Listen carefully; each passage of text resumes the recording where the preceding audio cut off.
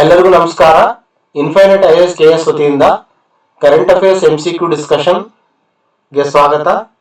ಈ ಪ್ರಶ್ನೆಗಳು ನಿಮ್ಮ ಮುಂಬರುವ KS, PSI, FDA, PDO and other group C ಎಕ್ಸಾಮಿನೇಷನ್ಗೆ ಮುಖ್ಯವಾಗಿರುತ್ತವೆ. ಮೊದಲನೇ ಪ್ರಶ್ನೆ ನೋಡೋಣ. ಕೇಂದ್ರ ಬಜೆಟ್ 2026-27ರ ಮಧ್ಯಮಾವಧಿ ರಾಜಕೋಶೀಯ ಕಾರ್ಯತಂತ್ರದಡಿ ಕೇಂದ್ರ ಸರ್ಕಾರವು ತನ್ನ ಸಾಲ GDP ಅನುಪಾತವನ್ನು 50+± ಯಾವ ಹಣಕಾಸು ವರ್ಷದೊಳಗೆ ತರುವ ಗುರಿ ಹೊಂದಿದೆ? ಆಪ್ಷನ್ಸ್ಗಳು ನೋಡೋದಾದ್ರೆ 4 ಆಪ್ಷನ್ಸ್ಗಳು ಕೊಟ್ಟಿದ್ದಾರೆ. ಉತ್ತರ ನೋಡೋದಾದ್ರೆ ನಿಮಗೆ ಸಿ ಆಗಿರುತ್ತೆ. 2030-31ರ ಒಳಗಡೆ ಸಾಲದ ಇಳಿಕೆ ಮಾರ್ಗದ ಪ್ರಕಾರ 2031ರ ಮಾರ್ಚ್ 31ರ ಒಳಗಡೆ ಕೇಂದ್ರ ಸರ್ಕಾರ ತನ್ನ ಸಾಲ GDP ಅನುಪಾತವನ್ನು 50+±1ಕ್ಕೆ ತರುವ ಒಂದು ಗುರಿಯನ್ನು ಹೊಂದಿದೆ. ಈ ಮಧ್ಯಮಾವಧಿಯ ಸಾಲದ ಗುರಿಯನ್ನು ಸಾಧಿಸಲು ರಾಜಕೋಶೀಯ ಕೊರತೆಯನ್ನು ಕಾರಣಾತ್ಮಕ ಗುರಿಯಾಗಿ ಬಳಸಲಾಗುತ್ತದೆ. ಸೊ ನೆನಪಿಡಿ, so the fiscal deficit continues to serve as the operational target. ಈ ಫಿಸ್ಕಲ್ ಡೆಫಿಸಿಟ್ ನ ಯೂಸ್ ಮಾಡಿಕೊಂಡು ಈ ಒಂದು ಹಣಕಾಸು ವರ್ಷದ ಒಳಗಡೆ ತನ್ನ ಒಂದು ಸಾಲ GDP ಒಂದು ಅನುಪಾತವನ್ನ ಕಡಿಮೆ ಮಾಡಬೇಕನ್ನೋ ಒಂದು ಗುರಿನ ಕೇಂದ್ರ ಸರ್ಕಾರ ಹೊಂದಿದೆ. ಓಕೆ, ಸೊ ಮುಂದಿನ ಪ್ರಶ್ನೆಗೆ ಹೋಗೋಣ. ಈಗ ಮುಂದಿನ ಪ್ರಶ್ನೆ, ಮಿಷನ್ 500 ಎಂದು ಕರೆಯಲ್ಪಡುವ ಭಾರತ ಅಮೆರಿಕ ಉಪಕ್ರಮವು 2030ರ ಒಳಗಡೆ ಒಟ್ಟು ದ್ವಿಪಕ್ಷೀಯ ವ್ಯಾಪಾರವನ್ನು ಯಾವ ಮಟ್ಟಕ್ಕೆ ಹೆಚ್ಚಿಸುವ ಗುರಿ ಹೊಂದಿದೆ ಅಂತ ಕೇಳಿದ್ದಾರೆ. ಸೊ ನೋಡಿ, India US initiatives known as mission 500 seeks to rise total bilateral trade to which level by 2030. So ಉತ್ತರ ಆಗಿರುತ್ತೆ $500 billion American dollar. Okay, so mission 500 ಉದ್ದೇಶವು 2030ರ ಒಳಗಡೆ ಭಾರತ ಅಮೆರಿಕ ಸರಕು ಮತ್ತು ಸೇವೆಗಳ ಒಟ್ಟು ದ್ವಿಪಕ್ಷೀಯ ವ್ಯಾಪಾರವನ್ನು $500 ಬಿಲಿಯನ್ ಹೆಚ್ಚಿಸುವುದಾಗಿದೆ. ಇದು ವಿಶಾಲ ದ್ವಿಪಕ್ಷೀಯ ವ್ಯಾಪಾರ ಒಪ್ಪಂದದ ಮಾತುಕತೆಗೆ ಸಂಬಂಧಿಸಿದಂತ ಇದೆ. ಓಕೆ, ಸೊ ಇದಿಷ್ಟು ಆ ಪ್ರಶ್ನೆಯ ಸಾರ. ಮುಂದಿನ ಪ್ರಶ್ನೆಗೆ ಹೋಗೋಣ. Which commission constituted in 2015 was tasked to identify denotified, nomadic, semi-nomadic tribes, recommending suitable welfare measures? ಅಧಿಸೂಚನೆ ರದ್ದುಗೊಂಡ ಅಲೆಮಾರಿ ಮತ್ತು ಅರೆ ಅಲೆಮಾರಿ ಬುಡಕಟ್ಟುಗಳನ್ನು ಗುರುತಿಸಿ ಸೂಕ್ತ ಕಲ್ಯಾಣ ಕಾರ್ಯಕ್ರಮಗಳನ್ನು ಶಿಫಾರಸು ಮಾಡಲು 2015ರಲ್ಲಿ ರಚಿಸಲಾದ ಆಯೋಗ ಯಾವುದು? ನೋಡಿ, ಇಲ್ಲಿ ಬೇರೆ ಬೇರೆ ಆಯೋಗಗಳನ್ನು ಕೊಟ್ಟಿದ್ದಾರೆ. ಮಂಡಲ ಆಯೋಗ, ರೆಂಕೆ ಆಯೋಗ, ಭಿಕು ರಾಮ್ಜಿ ಇದಾತೆ ಆಯೋಗ, ಕಾಕಾ ಕಾಲೇಕರ್ ಆಯೋಗ ಅಂತ. ಓಕೆ, ಸೊ ಉತ್ತರ ಆಗಿರುತ್ತೆ ಭಿಕು ರಾಮ್ಜಿ ಇದಾತೆ ಆಯೋಗ. ಸೊ ವಿವರಣೆ ನೋಡೋದಾದ್ರೆ, ಭಿಕು ರಾಮ್ಜಿ ಇದಾತೆ ಆಯೋಗವನ್ನು 2015ರಲ್ಲಿ ಅಧಿಸೂಚನೆ ರದ್ದುಗೊಂಡ ಅಲೆಮಾರಿ ಮತ್ತು ಅರೆ ಅಲೆಮಾರಿ ಸಮುದಾಯಗಳ ಕುರಿತು ರಚಿಸಲಾಯಿತು. ರೆಂಕೆ ಆಯೋಗ ನೋಡೋದಾದ್ರೆ ಇದು ಹಿಂದಿನ ಒಂದು ಆಯೋಗವಾಗಿತ್ತು. ಸೊ ಅಂದ್ರೆ ಭಿಕು ರಾಮ್ಜಿ ಇದಾತೆ ಆಯೋಗಕ್ಕಿಂತ ಮುಂಚೆ ಬಂದಿದಂತ ಒಂದು ಆಯೋಗ ಅಂತ ಹೇಳಿದ್ರೆ ರೆಂಕೆ ಆಯೋಗ, ಅದು ಕೂಡ ಇದಕ್ಕೆ ಸಂಬಂಧಪಟ್ಟಿತ್ತು ಅಂತ ನೀವು ನೆನ್ಪಿಡ್ಬೇಕು.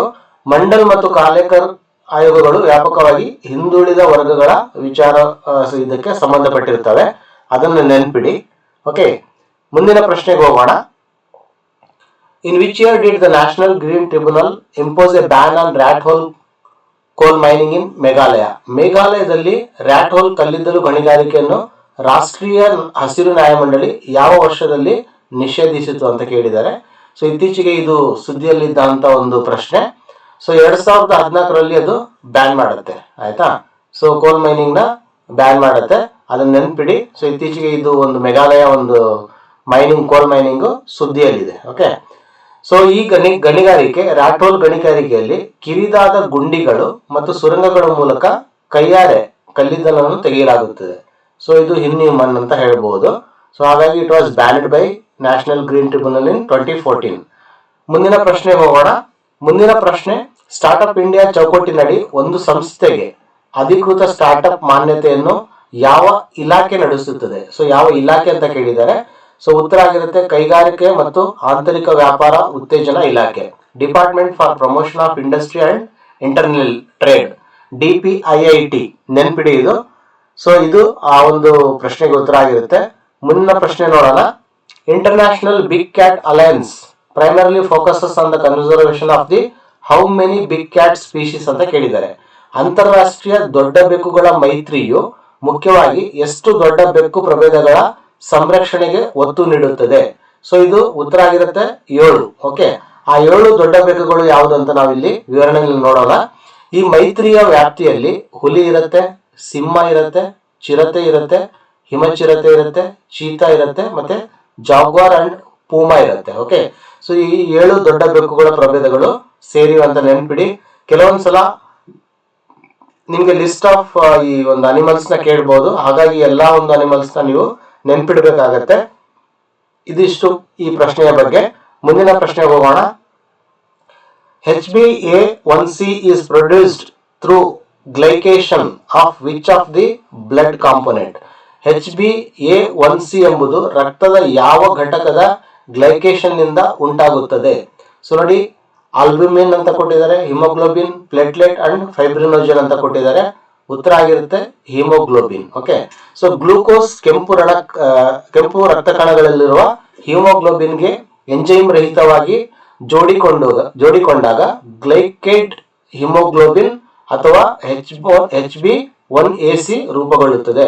ಸೊ ಇದೇನಾಗುತ್ತೆ ಅಂತ ಹೇಳಿದ್ರೆ, ಗ್ಲೂಕೋಸ್ ಕೆಂಪು ರಕ್ತ ಕಣದಲ್ಲಿರುವ ಹಿಮೋಗ್ಲೋಬಿನ್ಗೆ ಎಂಜೈಮ್ ರಹಿತವಾಗಿ ಜೋಡಿಕೊಂಡಾಗ ಗ್ಲೈಕೇಟ್ ಹಿಮೋಗ್ಲೋಬಿನ್ ಅಥವಾ HbA1c ರೂಪುಗೊಳ್ಳುತ್ತದೆ. ಓಕೆ, ಕೆಂಪು ರಕ್ತ ಕಣಗಳ ಆಯಸ್ಸು ಸುಮಾರು 120 ದಿನಗಳಿರುವುದರಿಂದ ಈ ಪರೀಕ್ಷೆ ಹಿಂದಿನ 2-3 ತಿಂಗಳ ಸರಾಸರಿ ರಕ್ತ ಗ್ಲೂಕೋಸ್ ಮಟ್ಟವನ್ನು ಸೂಚಿಸುತ್ತದೆ. ಸೊ ಇದಿಷ್ಟು ಈ ಒಂದು ಪ್ರಶ್ನೆ ಬಗ್ಗೆ. ಮುಂದಿನ ಪ್ರಶ್ನೆ ಹೋಗೋಣ. ನೆನ್ಪಿಡಿ, ಆ ಒಂದು ಪ್ರಶ್ನೆ ತುಂಬಾ ಮುಖ್ಯವಾಗಿದೆ. ಮುಂದಿನ ಪ್ರಶ್ನೆ, ಇತ್ತೀಚೆಗೆ ಜನಾಂಗೀಯ ಘರ್ಷಣೆಯ ಹಿನ್ನೆಲೆಯಲ್ಲಿ ಸುದ್ದಿಯಲ್ಲಿದ್ದ ಲಿತಾನ್ ಮಣಿಪುರದ ಯಾವ ಜಿಲ್ಲೆಯಲ್ಲಿ ಇದೆ ಅಂತ ಕೇಳಿದ್ದಾರೆ. ಸೊ ನೀವು ನೆನ್ಪಿಡಿದು, ಇತ್ತೀಚೆಗೆ ಮಣಿಪುರಲ್ಲಿ ತುಂಬಾ ಒಂದು ಸುದ್ದಿ ಇತ್ತು ಜನಾಂಗೀಯ ಘರ್ಷಣೆಗೋಸ್ಕರ. ಆ ಒಂದು ಜಿಲ್ಲೆಯ ಒಂದು ಸ್ಥಳದ ಬಗ್ಗೆ ಕೇಳಿದ್ದಾರೆ. ಇದು ಉಕ್ರೂಲ್ ಎಂಬ ಒಂದು ಸ್ಥಳಕ್ಕೆ ಸಂಬಂಧಪಟ್ಟಿದೆ ಅಂತ ಹೇಳ್ಬೋದು. ಓಕೆ, ಸೊ ಮುಂದಿನ ಪ್ರಶ್ನೆಗೆ ಹೋಗೋಣ. ಮುಂದಿನ ಪ್ರಶ್ನೆ, Vande Mataram first appeared in which novel written by the Bankim Chandra Chattopadhyay? Bankim Chandra Chattopadhyay ರವರು ರಚಿಸಿದ ವಂದೇ ಮಾತರಂ ಮೊದಲು ಯಾವ ಕಾದಂಬರಿಯಲ್ಲಿ ಪ್ರಕಟವಾಯಿತು? ಸೊ ಆ ಒಂದು ಕಾದಂಬರಿ ಆಗಿತ್ತು ಆನಂದ ಮಠ. ಓಕೆ, ಸೊ ಬಂಕಿಮಚಂದ್ರರು ಸುಮಾರು 877ರಲ್ಲಿ ವಂದೇ ಮಾತರಂ ಅನ್ನು ರಚಿಸಿದರು. ನೆನಪಿಡಿ, 1882ರಲ್ಲಿ ಪ್ರಕಟವಾಯಿತು. ಅದು ಯಾವುದರಲ್ಲಿ? ಆನಂದ ಮಠ ಕಾದಂಬರಿಯಲ್ಲಿ ಇದನ್ನ ಸೇರಿಸಿದರು. ಅದರ ಮೊದಲ 2 ಪದ್ಯಗಳಿಗೆ ಭಾರತದ ರಾಷ್ಟ್ರೀಯ ಗೀತೆಯ ಸ್ಥಾನಮಾನ ನೀಡಲಾಗಿದೆ. ಸೊ ಇದನ್ನ ನೆನಪಿಡಿ, 1875ರಲ್ಲಿ ಇದನ್ನು ರಚಿಸಿದ್ರು. 1882ರಲ್ಲಿ ಇದನ್ನ ಪ್ರಕಟ ಮಾಡಿದ್ರು. ಅದು ಆನಂದ ಮಠ ಕಾದಂಬರಿಯಲ್ಲಿ ಸೇರಿಸಿದ್ರು ಅಂತ ನಾವು ನೆನ್ಪಿಡ್ಬೇಕು. ಸೊ ಈ ವಂದೇ ಮಾತರಂ ಸಾಂಗ್ ಏನಿದೆ ಅಂತ ಹೇಳಿದೇವಲ್ಲ, ಸೊ ಇದಕ್ಕೆ ಅರೌಂಡ್ 150 ಇಯರ್ಸ್ ಆ ತರ ಒಂದು ಇಶ್ಯೂಸ್ ಗಳು ಆಗಿರೋದ್ರಿಂದ ಇದನ್ನ ಸುದ್ದಿನಲ್ಲಿ ಇತ್ತು ಇದು. ಹಾಗಾಗಿ ಇದರ ಬಗ್ಗೆ ಪ್ರಶ್ನೆ ಮುಖ್ಯವಾಗಿರುತ್ತೆ, ಇದನ್ನ ನೆನ್ಪಿಡಿ. ಮುಂದಿನ ಪ್ರಶ್ನೆ ಹೋಗೋಣ. The new Consumer Price Index series released in 2026 uses which base year? 2026ರಲ್ಲಿ ಬಿಡುಗಡೆಗೊಂಡ ಹೊಸ ಗ್ರಾಹಕ ಬೆಲೆ ಸೂಚ್ಯಂಕ ಸರಣಿಯ ಮೂಲ ವರ್ಷ ಯಾವುದು? ನೋಡಿ, ಇಲ್ಲಿ 2024 ಮೂಲ ವರ್ಷವಾಗಿ ಮಾಡಲಾಗಿದೆ. ಪರೀಕ್ಷಿತ ಗ್ರಾಹಕ ಬೆಲೆ ಸೂಚ್ಯಂಕ ಸರಣಿಯ ಮೂಲ ವರ್ಷ 2024 ಆಗಿದ್ದು, ಹಿಂದಿನ ಒಂದು ಮೂಲ ವರ್ಷ ಯಾವ್ದಿತ್ತು ಅಂತ ಹೇಳಿದ್ರೆ 2012 ಇತ್ತು. ಅದನ್ನ ಕೂಡ ನೆನ್ಪಿಡ್ಬೇಕಾಗತ್ತೆ. ಸೊ ನೀವು ಹಿಂದಿನ ವರ್ಷ ಒಂದು ನೆನ್ಪಿಡ್ಬೇಕು. ಇತ್ತೀಚಿನ ಒಂದು CPI ಸೀರೀಸ್ ಏನ್ ಮಾಡುತ್ತೆ, CPI ಸೀರೀಸ್ 2024 ಬೇಸ್ ಇಯರ್ ಆಗಿ ಅದನ್ನ ಮಾಡ್ಕೊಂಡಿದ್ದಾರೆ. ಅದನ್ನ ಕೂಡ ನೀವು ನೆನ್ಪಿಡ್ಬೇಕಾಗತ್ತೆ. Okay, so replacing the 2012 base year. So ತುಂಬಾ ಮುಖ್ಯವಾದ ಒಂದು ಪ್ರಶ್ನೆ, ಇತ್ತೀಚೆಗೆ ರಿವೈಸ್ ಆಗಿರೋದ್ರಿಂದ ಕೇಳುವ ಚಾನ್ಸಸ್ ಜಾಸ್ತಿ ಇರುತ್ತೆ. ಮುಂದಿನ ಪ್ರಶ್ನೆ ಹೋಗೋಣ. ಗೈಡಿಂಗ್ ಸ್ಪಿರಿಟ್ ನಾಗರಿಕೋ ದೇವೋ ಭವ is most directly associated with which newly dedicated governance complex? ನಾಗರಿಕ ದೇವೋಭವ ಎಂಬ ಮಾರ್ಗದರ್ಶಕ ತತ್ವವು ಹೊಸದಾಗಿ ರಾಷ್ಟ್ರಕ್ಕೆ ಸಮರ್ಪಿಸಲಾದ ಯಾವ ಆಡಳಿತ ಸಂಕೀರ್ಣದೊಂದಿಗೆ ನೇರವಾಗಿ ಸಂಬಂಧಿಸಿದೆ? ಓಕೆ, ಸೊ ಇದು ಒಂದು ಸೇವಾ ತೀರ್ಥ ಅಂತ ಒಂದು ಹೇಳ್ಬಿಟ್ಟು ಒಂದು ಇದು ಮಾಡಿದ್ದಾರೆ. ಸೇವಾ ತೀರ್ಥವನ್ನು ನಾಗರಿಕ ಕೇಂದ್ರಿತ ಸಾರ್ವಜನಿಕ ಸೇವೆಯ ಸಂಕೇತವಾಗಿ ನಾಗರಿಕ ದೇವೋಭವ ಎಂಬ ತತ್ವದ ಮಾರ್ಗದರ್ಶನದಲ್ಲಿ ರಾಷ್ಟ್ರಕ್ಕೆ ಸಮರ್ಪಿಸಲಾಯಿತು. ಈ ತತ್ವವು ಆಡಳಿತದಲ್ಲಿ ಸೇವೆ, ಉತ್ತರದಾಯಿತ್ವ ಮತ್ತು ಸುಗಮ ಜೀವನಕ್ಕೆ ಒತ್ತು ನೀಡುತ್ತೆ. ಇದರ ಮುಖ್ಯ ಉದ್ದೇಶ ಏನು ಅಂತ ಹೇಳ್ಬಿಟ್ಟು ನೀವು ನೆನ್ಪಿಟ್ಕೊಂಡಿರಿ. ಸೊ ಹಾಗಾಗಿ ಈ ಒಂದು ಪ್ರಶ್ನೆ ಕೂಡ ನಿಮ್ಗೆ ಬಹಳ ಮುಖ್ಯವಾಗಿರುತ್ತೆ ಅಪ್ಕಮಿಂಗ್ ಎಕ್ಸಾಮಿನೇಷನ್ಗೆ. ಸೊ ಮುಂದಿನ ಪ್ರಶ್ನೆಗೆ ಹೋಗೋಣ. Ganga water sharing treaty of 1996 was signed between India and which other country? 1996ರ ಗಂಗಾ ಜಲ ಹಂಚಿಕೆ ಒಪ್ಪಂದವನ್ನು ಭಾರತವು ಯಾವ ದೇಶದೊಂದಿಗೆ ಮಾಡಿಕೊಂಡಿತ್ತು ಅಂತ ಕೇಳಿದ್ದಾರೆ. ಸೊ ಆ ದೇಶ ಆಗಿರುತ್ತೆ ಬಾಂಗ್ಲಾದೇಶ. ಓಕೆ, ಸೊ ನೀವು ಆಪ್ಷನ್ ನೋಡ್ಬೋದು. ಎಲ್ಲ ಮಯನ್ಮಾರ್, ಭೂತಾನ್, ಬಾಂಗ್ಲಾದೇಶ್, ನೇಪಾಳ ಇವೆಲ್ಲ ನೈಬರಿಂಗ್ ಕಂಟ್ರೀಸೇ ಇದಾವೆ, ನಮ್ಮ ಒಂದು ಸುತ್ತಲಿನ ದೇಶಗಳು. ಸೊ ಹಾಗಾಗಿ ಪ್ರಾಪರ್ ಆನ್ಸರ್ ಏನಾಗಿರುತ್ತೆ ಅಂತ ಹೇಳಿದ್ರೆ ಬಾಂಗ್ಲಾದೇಶ ಆಗಿರುತ್ತೆ. ಭಾರತ ಮತ್ತು ಬಾಂಗ್ಲಾದೇಶವು ಒಣಗಾಲದಲ್ಲಿ ಫರಕ್ಕಾದಲ್ಲಿ ಗಂಗಾ ನೀರನ್ನು ಹಂಚಿಕೊಳ್ಳಲು 1996 ಡಿಸೆಂಬರ್ನಲ್ಲಿ ಈ ಒಪ್ಪಂದಕ್ಕೆ ಸಹಿ ಆಗುತ್ತೆ. ಓಕೆ, ಸೊ ಹಾಗಾಗಿ ಈ ಫರಕ್ಕಾದಲ್ಲಿ ಮಾಡಿದ್ದಾರೆ. ಇಲ್ಲಿ ಫರಕ್ಕಾ ಡ್ಯಾಮ್ ಕೂಡ ಕಟ್ಟಿದ್ದಾರೆ, ಅದನ್ನು ಕೂಡ ನೀವು ನೆನ್ಪಿಟ್ಕೊಳ್ಬೇಕು. ಸೊ ಇದು ಈ ಪ್ರಶ್ನೆಯ ಬಗ್ಗೆ. ಮುಂದಿನ ಪ್ರಶ್ನೆಗೆ ಹೋಗೋಣ. ಗ್ರೇಟ್ ನಿಕೋಬಾರ್ ದ್ವೀಪದೊಂದಿಗೆ ಮುಖ್ಯವಾಗಿ ಸಂಬಂಧಿಸಿದ ಮೂಲ ನಿವಾಸಿ ಸಮುದಾಯಗಳ ಸರಿಯಾದ ಜೋಡಿ ಯಾವುದು? ಓಕೆ, ಇತ್ತೀಚೆಗೆ ಈ ಒಂದು ಗ್ರೇಟ್ ನಿಕೋಬಾರ್ ಪ್ರಾಜೆಕ್ಟ್ ಮಾಡ್ಬೇಕಂತ ಹೇಳೋದ್ರಿಂದ ಈ ಗ್ರೇಟ್ ನಿಕೋಬಾರ್ ಐಲ್ಯಾಂಡ್ ತುಂಬಾ ಸುದ್ದಿಯಲ್ಲಿತ್ತು. ಹಾಗಾಗಿ ಇಲ್ಲಿರುವಂತ ಒಂದು ಮೂಲ ನಿವಾಸಿ ಸಮುದಾಯಗಳ ಬಗ್ಗೆ ಕೇಳುವ ಚಾನ್ಸಸ್ ಹೆಚ್ಚಾಗಿರುತ್ತೆ. ಹಾಗಾಗಿ ಈ ಪ್ರಶ್ನೆ ಕೂಡ ತುಂಬಾ ಮುಖ್ಯ ಆಗಿರುತ್ತೆ. ಓಕೆ, ಸೊ ಇಲ್ಲಿ ಗ್ರೇಟ್ ನಿಕೋಬಾರದಲ್ಲಿ ಹೆಚ್ಚಾಗಿ ಇರುವಂತ ಒಂದು ಮೂಲ ನಿವಾಸಿ ಜನಾಂಗ ಅಂತ ಹೇಳಿದ್ರೆ ಶೋಂಪೇನ್ ಅಂಡ್ ನಿಕೋಬಾರಿಸ್. ಓಕೆ, ಶೋಂಪೇನ್ ಮತ್ತು ನಿಕೋಬಾರಿಸ್ ಗಳು ಇಲ್ಲಿದ್ದಾರೆ. ಬೇರೆ ಒಂದು ಮೂಲ ನಿವಾಸಿಗಳನ್ನ ಕೂಡ ಇಲ್ಲಿ ಕೊಟ್ಟಿದ್ದಾರೆ, ಜಾರವಾ ಅಂಡ್ ಒಂಗೆ ಅವೆಲ್ಲ. ಸೊ ಅವನ್ನು ಕೂಡ ಇಲ್ಲಿ ನಾವು ಲಿಸ್ಟ್ ಔಟ್ ಮಾಡಿದೀವಿ ನೋಡಿ. ಉದಾಹರಣೆಗೆ ನೋಡೋದಾದ್ರೆ ಉತ್ತರ ಸೆಂಟಿನಲ್ ದ್ವೀಪದಲ್ಲಿದ್ದು ನೋಡಿ ಸೆಂಟಿನಲೀಸ್ ಇರ್ತಾರೆ, ಆಯ್ತಾ. ಜರವಾ ಮತ್ತು ಒಂಗೆ ಸಮುದಾಯ ಮುಖ್ಯವಾಗಿ ಅಂಡಮಾನ್ ಮತ್ತು ಅಂಡಮಾನ್ ಗುಂಪಿನ ಇತರ ದ್ವೀಪಗಳಿಗೆ ಸಂಬಂಧಿಸಿವೆ. ಇಲ್ಲಿ ಇದನ್ನು ಕೂಡ ನೀವು ನೆನ್ಪಿಟ್ಕೊಳ್ಬೇಕು. ಓಕೆ, ಈ ಒಂದು ಟ್ರೈಬಲ್ಸ್ ಜೊತೆಗೆ ಇವ್ರನ್ನ ಕೂಡ ಸೇರಿಸಿ ನಿಮ್ಗೆ ಮ್ಯಾಚ್ ದ ಫಾಲೋಯಿಂಗ್ ಕೂಡ ಕೇಳೋ ಚಾನ್ಸಸ್ ಹೆಚ್ಚಾಗಿರುತ್ತೆ. ಹಾಗಾಗಿ ಈ ಪ್ರಶ್ನೆ ಕೂಡ ತುಂಬಾ ಮುಖ್ಯವಾಗಿರುತ್ತೆ. ಮುಂದಿನ ಪ್ರಶ್ನೆಗೆ ಹೋಗೋಣ. India France year of innovation was jointly inaugurated in which year? Okay, so Bharat ಮತ್ತು ಫ್ರಾನ್ಸ್ ನವೀನತಾ ವರ್ಷವನ್ನು ಸಂಯುಕ್ತವಾಗಿ ಯಾವ ವರ್ಷದಲ್ಲಿ ಉದ್ಘಾಟಿಸಲಾಯಿತು? ಸೊ ಇದು ಇತ್ತೀಚೆಗೆ ನಡೆದಂತ ಒಂದು ಸುದ್ದಿ. ಹಾಗಾಗಿ ಇದು 2026ರಲ್ಲಿ ನಡೆದಿತ್ತು ಅಂತ ಹೇಳ್ಬಿಟ್ಟು ನೀವು ನೆನ್ಪಿಟ್ಕೊಳ್ಬೇಕು. ಸೊ ಇದನ್ನ ಭಾರತ ಫ್ರಾನ್ಸ್ ನವೀನತಾ ವರ್ಷ 26 ಸಂಯುಕ್ತವಾಗಿ ಉದ್ಘಾಟಿಸಿದವು. ಇದರ ಮುಖ್ಯ ಒಂದು ಹೊರೈಸನ್ 2047 ಮಾರ್ಗಸೂಚಿಯಡಿ ಸಂಶೋಧನೆ, ನವೀನತೆ ಮತ್ತು ಉದಯೋನ್ಮುಖ ತಂತ್ರಜ್ಞಾನಗಳ ಸಹಕಾರವನ್ನು ಮಾಡುವಂತ ಒಂದು ಉದ್ದೇಶನ ಇಟ್ಕೊಂಡು ಇದನ್ನು ಮಾಡಿದ್ದಾರೆ. ಅದನ್ನು ಕೂಡ ನೀವು ನೆನ್ಪಿಟ್ಕೊಳ್ಬೇಕಾಗತ್ತೆ. ಓಕೆ, ಸೊ ಈ ಒಂದು ಸೆಷನ್ ಎಲ್ಲಿ ನಡೀತು ಅಂತ ಹೇಳಿದ್ರೆ ಅದನ್ನು ಕೂಡ ನೀವು ನೆನ್ಪಿಡ್ಬೇಕಾಗತ್ತೆ. ಇದು ಮುಂಬೈನಲ್ಲಿ ನಡೆದಿರುತ್ತೆ, ಅಲ್ಲಿ ಇದನ್ನ ಇನಾಗ್ರೇಷನ್ ಮಾಡಿರ್ತಾರೆ. ಆ ಒಂದು ಪ್ಲೇಸ್ ನ ಕೂಡ ನಿಮ್ಗೆ ನೆನ್ಪಿಡ್ಬೇಕಾಗತ್ತೆ. ಮುಂದಿನ ಪ್ರಶ್ನೆ ಹೋಗೋಣ. ಮುಂದಿನ ಪ್ರಶ್ನೆ, which of the following best describes blended finance in the context of the climate and development projects? ಹವಾಮಾನ ಮತ್ತು ಅಭಿವೃದ್ಧಿ ಯೋಜನೆಗಳ ಸಂದರ್ಭದಲ್ಲಿ ಸಂಯೋಜಿತ ಹಣಕಾಸು ಎಂಬುದನ್ನು ಕೆಳಗಿನ ವಲಯದಲ್ಲಿ ಯಾವುದು ಅತ್ಯುತ್ತಮವಾಗಿ ವಿವರಿಸುತ್ತದೆ? ಓಕೆ, ಸೊ ಇದರ ಮುಖ್ಯ ಒಂದು ಥೀಮ್ ಏನಿರುತ್ತೆ ಅಂತ ಹೇಳಿದ್ರೆ ಸಾರ್ವಜನಿಕ, ಖಾಸಗಿ ಮತ್ತು ದತ್ತಿ ಮೂಲಧನಗಳ ಸಂಯೋಜನೆ, combining public, private and philanthropic capital. So ಇದರ ಒಂದು ಮುಖ್ಯ ಉದ್ದೇಶ ಅದಾಗಿರುತ್ತೆ. So like combining the finances from public, private and philanthropic capital to fight the climate change issue. Okay, so ಇದನ್ನ ನೆನ್ಪಿಡಿ. ಮುಂದಿನ ಪ್ರಶ್ನೆ ಹೋಗೋಣ. ಸಿಂಟರ್ಡ್ ಅಪರೂಪದ ಭೂಮೂಲಕ ಶಾಶ್ವತ ಚುಂಬಕಗಳ ತಯಾರಿಕೆಯಲ್ಲಿ ಉತ್ತೇಜಿಸುವ 7280 ಕೋಟಿ ಯೋಜನೆಯನ್ನು ಯಾವ ಕೇಂದ್ರ ಸಚಿವಾಲಯ ನಿರ್ವಹಿಸುತ್ತದೆ ಅಂತ ಕೇಳಿದ್ದಾರೆ. ಸೊ ಇದು ಭಾರಿ ಕೈಗಾರಿಕೆಗಳ ಸಚಿವಾಲಯ. So 7,280 crore scheme to promote manufacturing of sintered rare earth permanent magnets is administered by which ministry ಅಂತ ಕೇಳಿದ್ದಾರೆ. So ministry of heavy industries. Okay, so ಇದನ್ನ ನೆನ್ಪಿಡಿ. ಇದು ಕೂಡ ಒಂದು ರೇರ್ ಅರ್ತ್ ರಿಲೇಟೆಡ್ ಆಗಿ ತುಂಬಾ ಮುಖ್ಯವಾದ ಒಂದು ಪ್ರಶ್ನೆ ಇರುತ್ತೆ ಇದು. ಮುಂದಿನ ಪ್ರಶ್ನೆಗೆ ಹೋಗೋಣ. ಸಂಕಲ್ಪ scheme implemented by which union ministry? ಸಂಕಲ್ಪ ಯೋಜನೆಯನ್ನು ಯಾವ ಕೇಂದ್ರ ಸಚಿವಾಲಯ ಜಾರಿಗೆ ತರುತ್ತದೆ ಅಂತ ಕೇಳಿದ್ದಾರೆ. ಸೊ ನೋಡಿ, ಇದು ಸಂಕಲ್ಪ ಅನ್ನೋದು ಕೌಶಲ್ಯಾಭಿವೃದ್ಧಿ ಉದ್ಯಮಶೀಲತೆ ಸಚಿವಾಲಯಕ್ಕೆ ಸಂಬಂಧಪಟ್ಟಿದೆ. ಸಂಕಲ್ಪ ಎಂದರೆ ಅದರ ಪೂರ್ಣ ರೂಪ ಕೂಡ ನಿಮ್ಗೆ ಗೊತ್ತಿರಬೇಕಾಗತ್ತೆ. Skill acquisition and knowledge awareness for the livelihood promotion. ಇದು ಅದರ ಒಂದು ಪೂರ್ಣ ರೂಪ ಆಗಿರುತ್ತೆ. ಇದನ್ನು ಕೂಡ ನೆನ್ಪಿಡಿ. ಸಮಟೈಮ್ಸ್ ಸಂಕಲ್ಪ ಅಂತ ಹೇಳಿದ್ರೆ ಪೂರ್ಣ ರೂಪ ಕೂಡ ಕೇಳೋ ಚಾನ್ಸಸ್ ಹೆಚ್ಚಾಗಿರುತ್ತೆ, ಹಾಗಾಗಿ ಇದನ್ನು ನೆನ್ಪಿಡಿ. ಮುಂದಿನ ಪ್ರಶ್ನೆಗೆ ಹೋಗೋಣ. So which Manipur set film won the children's and family film category at the 2026 BAFTA film awards? 2026ರ ಬ್ಯಾಫ್ತಾ ಚಲನಚಿತ್ರ ಪ್ರಶಸ್ತಿಗಳಲ್ಲಿ ಮಕ್ಕಳ ಮತ್ತು ಕುಟುಂಬ ಚಲನಚಿತ್ರ ವಿಭಾಗದಲ್ಲಿ ವಿಜೇತವಾದ ಮಣಿಪುರ ಹಿನ್ನೆಲೆಯ ಚಿತ್ರ ಯಾವುದು ಅಂತ ಕೇಳಿದ್ದಾರೆ. ಸೊ ಇದು ತುಂಬಾ ಇಂಪಾರ್ಟೆಂಟ್ ಒಂದು ಪ್ರಶ್ನೆ. ನಿಮ್ಗೆ ಮುಂಬರುವ ಒಂದು ಎಕ್ಸಾಮ್ ಅಲ್ಲಿ ಇದನ್ನು ಕೇಳುವಂತ ಚಾನ್ಸಸ್ ಹೆಚ್ಚಾಗಿರುತ್ತೆ. ಸೊ ಉತ್ತರ ಆಗಿರುತ್ತೆ ಬೂಂಗ್.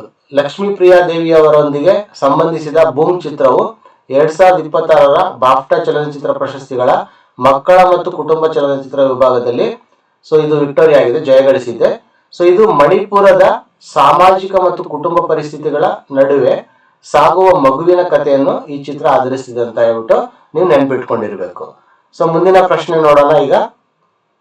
Vaccination against human papilloma virus most directly reduces, ನೋಡಿ ಇಲ್ಲಿ vaccination against human papilloma virus most directly reduces the risk of which cancer ಅಂತ ಕೇಳಿದ್ದಾರೆ. ಮಾನವ ಪ್ಯಾಪಿಲೋಮಾ ವೈರಸ್ ವಿರುದ್ಧದ ಲಸಿಕೆಯು ಮುಖ್ಯವಾಗಿ ಯಾವ ಕ್ಯಾನ್ಸರ್ ಅಪಾಯವನ್ನು ಕಡಿಮೆ ಮಾಡುತ್ತದೆ ಅಂತ ಕೇಳಿದ್ದಾರೆ. ಸೊ ಸ್ತನ ಕ್ಯಾನ್ಸರ್, ಕಂಠ ಕ್ಯಾನ್ಸರ್, ಅಂಡಾಶಯ ಕ್ಯಾನ್ಸರ್, ಪ್ರೋಸ್ಟೇಟ್ ಕ್ಯಾನ್ಸರ್ ಅಂತ ಆಪ್ಷನ್ಸ್ ಗಳು ಕೊಟ್ಟಿದ್ದಾರೆ. ಉತ್ತರ ಆಗಿರುತ್ತೆ ಗರ್ಭಕಂಠದ ಕ್ಯಾನ್ಸರ್. ಓಕೆ, ಸೊ ಹೆಚ್ಚಿನ ಅಪಾಯದ HPV ಪ್ರಭೇದಗಳ ನಿರಂತರ ಸೋಂಕು ಗರ್ಭಕಂಠದ ಕ್ಯಾನ್ಸರ್ಗೆ ಪ್ರಮುಖ ಕಾರಣವಾಗಿದೆ. ನೋಡಿ, ಹೆಚ್ಚಿನ ಅಪಾಯದ HPV ಪ್ರಭೇದಗಳ ನಿರಂತರ ಸೋಂಕು ಗರ್ಭಕಂಠ ಕ್ಯಾನ್ಸರ್ಗೆ ಪ್ರಮುಖ ಒಂದು ಕಾರಣ ಆಗಿರುತ್ತೆ. ವೈರಸ್ ಒಡ್ಡಿಕೊಳ್ಳುವ ಮೊದಲು ನೀಡುವ ಲಸಿಕೆಯು ಪ್ರಾಥಮಿಕ ತಡೆ ಕ್ರಮವಾಗಿದ್ದು ಇತರೆ ಕೆಲವು HPV ಸಂಬಂಧಿತ ಕ್ಯಾನ್ಸರ್ಗಳಿಂದಲೂ ಅದು ರಕ್ಷಣೆ ನೀಡುತ್ತೆ. ಆ ಒಂದು ಕ್ಯಾನ್ಸರ್ ಯಾವುದು ಅಂತ ಹೇಳಿದ್ರೆ ಗರ್ಭಕಂಠದ ಕ್ಯಾನ್ಸರ್ ಆಗಿರುತ್ತೆ. ಸೊ ಹಾಗಾಗಿ ಈ ಪ್ರಶ್ನೆ ಕೂಡ ತುಂಬಾ ಮುಖ್ಯವಾಗಿರುತ್ತೆ. ಇತ್ತೀಚೆಗೆ ಇದು ಸುದ್ದಿಯಲ್ಲಿತ್ತು, ಹ್ಯೂಮನ್ ಪ್ಯಾಪಿಲೋಮಾ ವೈರಸ್, ಅದನ್ನು ಕೂಡ ನೆನ್ಪಿಡಿ. ಮುಂದಿನ ಪ್ರಶ್ನೆಗೆ ಹೋಗೋಣ. 2026ರಲ್ಲಿ ಯಾವ ಭಾರತೀಯ ಉಡಾವಣಾ ವಾಹನ ಕಾರ್ಯಕ್ರಮದಲ್ಲಿ ವೈಫಲ್ಯವನ್ನು ಪರಿಶೀಲಿಸಲು ರಾಷ್ಟ್ರೀಯ ಮಟ್ಟದ ತಜ್ಞರ ಸಮಿತಿಯನ್ನು ರಚಿಸಲಾಯಿತು? ಇತ್ತೀಚೆಗೆ ಏನಾಗಿದೆ ಅಂತ ಹೇಳಿದ್ರೆ ಈ ಪೋಲಾರ್ ಸ್ಯಾಟಲೈಟ್ ಲಾಂಚ್ ವೆಹಿಕಲ್ ಏನಿದೆಯಲ್ಲ, PSLV ವೆಹಿಕಲ್ ಫೇಲ್ಯೂರ್ ಆಗಿತ್ತು. ಅದನ್ನ ಒಂದು ವೈಪರೀತ್ಯ ಅಥವಾ ಒಂದು ಫೇಲ್ಯೂರ್ನ ನಾವು ಚೆಕ್ ಮಾಡ್ಲಿಕ್ಕೋಸ್ಕರ ನ್ಯಾಷನಲ್ ಲೆವೆಲ್ ಒಂದು ಕಮಿಟಿನ ಫಾರ್ಮ್ ಮಾಡ್ತಾರೆ. ಅದು PSLVಗೆ ಸಂಬಂಧಪಟ್ಟಿದೆ ಅಂತ ಹೇಳ್ಬಿಟ್ಟು ನೀವು ನೆನ್ಪಿಡ್ಬೇಕಾಗತ್ತೆ. ಓಕೆ, ಆ ಒಂದು ಪರ್ಟಿಕ್ಯುಲರ್ PSLV ಯಾವ ಒಂದು ವೆಹಿಕಲ್ನ ಲಾಂಚ್ ವೆಹಿಕಲ್ನ ಒಳಗೊಂಡಿತ್ತು, ಯಾವ ಒಂದು ಸ್ಯಾಟಲೈಟ್ ಒಳಗೊಂಡಿತ್ತನ್ನು ಕೂಡ ನೀವು ತಿಳ್ಕೊಂಡ್ರೆ ಉತ್ತಮ. ಸೊ ಮುಂದಿನ ಪ್ರಶ್ನೆಗೆ ಹೋಗೋಣ. The revised gross domestic product GDP series released by the Ministry of Statistic and Ministry of Statistics in February 2026 uses which base year? So 2026ರ ಫೆಬ್ರವರಿಯಲ್ಲಿ ಅಂಕಿಅಂಶ ಮತ್ತು ಕಾರ್ಯಕ್ರಮ ಅನುಷ್ಠಾನ ಸಚಿವಾಲಯ ಬಿಡುಗಡೆ ಮಾಡಿದ ಪರಿಷ್ಕೃತ ಒಟ್ಟು ದೇಶೀಯ ಉತ್ಪನ್ನ ಸರಣಿಯ ಮೂಲ ವರ್ಷ ಯಾವುದು? ನೋಡಿ, 2026ರ ಫೆಬ್ರವರಿಯಲ್ಲಿ ಅಂಕಿಅಂಶ ಮತ್ತು ಕಾರ್ಯಕ್ರಮ ಅನುಷ್ಠಾನ ಸಚಿವಾಲಯ ಮಾಡುತ್ತೆ, ಇದನ್ನು ನೆನ್ಪಿಡಿ. ಸೊ ಇದು ಪರಿಷ್ಕೃತ ಒಟ್ಟು ದೇಶೀಯ ಉತ್ಪನ್ನ ಸರಣಿಯ ಒಂದು ಮೂಲ ವರ್ಷ ಡಿಕ್ಲೇರ್ ಮಾಡುತ್ತೆ. ಆ ಮೂಲ ವರ್ಷ ಯಾವುದು ಅಂತ ಕೇಳಿದರೆ ನೆನ್ಪಿಡಿ 2022-23. ಹೊಸ GDP ಸರಣಿಯ ಮೂಲ ವರ್ಷ 2022-23 ಆಗಿದ್ದು ಹಿಂದಿನ 2011-12 ಸರಣಿಯನ್ನು ಇದು ಬದಲಿಸಿದೆ. ಸೊ ಹಿಂದೆ ಯಾವ್ದಿತ್ತು? 2011-12 ಇತ್ತು. ಈಗ 22-23 ಆ ಒಂದು ಸರಣಿಯನ್ನ ನಾವು ನ್ಯೂ GDP ಸೀರೀಸ್ಗೆ ಕನ್ಸಿಡರ್ ಮಾಡ್ತೀವಿ. ಅದು ಇತ್ತೀಚೆಗೆ 2022 ಫೆಬ್ರವರಿನಲ್ಲಿ ಅದು ಬಂದಿದೆ. ಓಕೆ, ಸೊ ಇದಿಷ್ಟು ಆ ಪ್ರಶ್ನೆಯ ಬಗ್ಗೆ. ಸೊ ಮುಂದಿನ ಪ್ರಶ್ನೆ ಹೋಗೋಣ ಈಗ. ಮುಂದಿನ ಪ್ರಶ್ನೆ ಬಂದು ಕರ್ನಾಟಕ ರೇಬಿಸ್ ನಿರ್ಮೂಲನಾ ರಾಜ್ಯ ಕ್ರಿಯಾ ಯೋಜನೆಯು ಯಾವ ಸಾರ್ವಜನಿಕ ಆರೋಗ್ಯ ಗುರಿಯೊಂದಿಗೆ ಹೊಂದಾಣಿಕೆಯಾಗಿದೆ? Karnataka state action plan for rabies elimination is aligned with which public health target? Okay, ಈ ಒಂದು ರೇಬಿಸ್ ಎಲಿಮಿನೇಷನ್ ಮಾಡ್ಬೇಕಂತ ಹೇಳಿದ್ರೆ ಏನನ್ನ ಟಾರ್ಗೆಟ್ ಆಗಿ ಇಟ್ಕೊಂಡಿದ್ದಾರೆ ಅಂತ ಒಂದು ಪ್ರಶ್ನೆಯನ್ನ ಕೇಳಿದ್ದಾರೆ. ಸೊ 2030ರ ಒಳಗಡೆ ನಾಯಿಯಿಂದ ಹರಡುವ ಮಾನವ ರೇಬಿಸ್ ಸಾವುಗಳನ್ನು ಶೂನ್ಯಕ್ಕೆ ತರುವುದು. So achieve zero dog medicated human rabies deaths by 2030, ಅದು ಒಂದು ಗುರಿಯನ್ನು ಇಟ್ಕೊಂಡು ಈ ಒಂದು ಪ್ರೋಗ್ರಾಮು ಕರ್ನಾಟಕ ಮಾಡ್ತಾ ಇದೆ. ಇದನ್ನ ನೆನ್ಪಿಟ್ಕೊಳ್ಳಿ, ತುಂಬಾ ಒಂದು ಮುಖ್ಯವಾದ ಒಂದು ಪ್ರಶ್ನೆ ಇದು. ಮುಂದಿನ ಪ್ರಶ್ನೆ ಹೋಗೋಣ.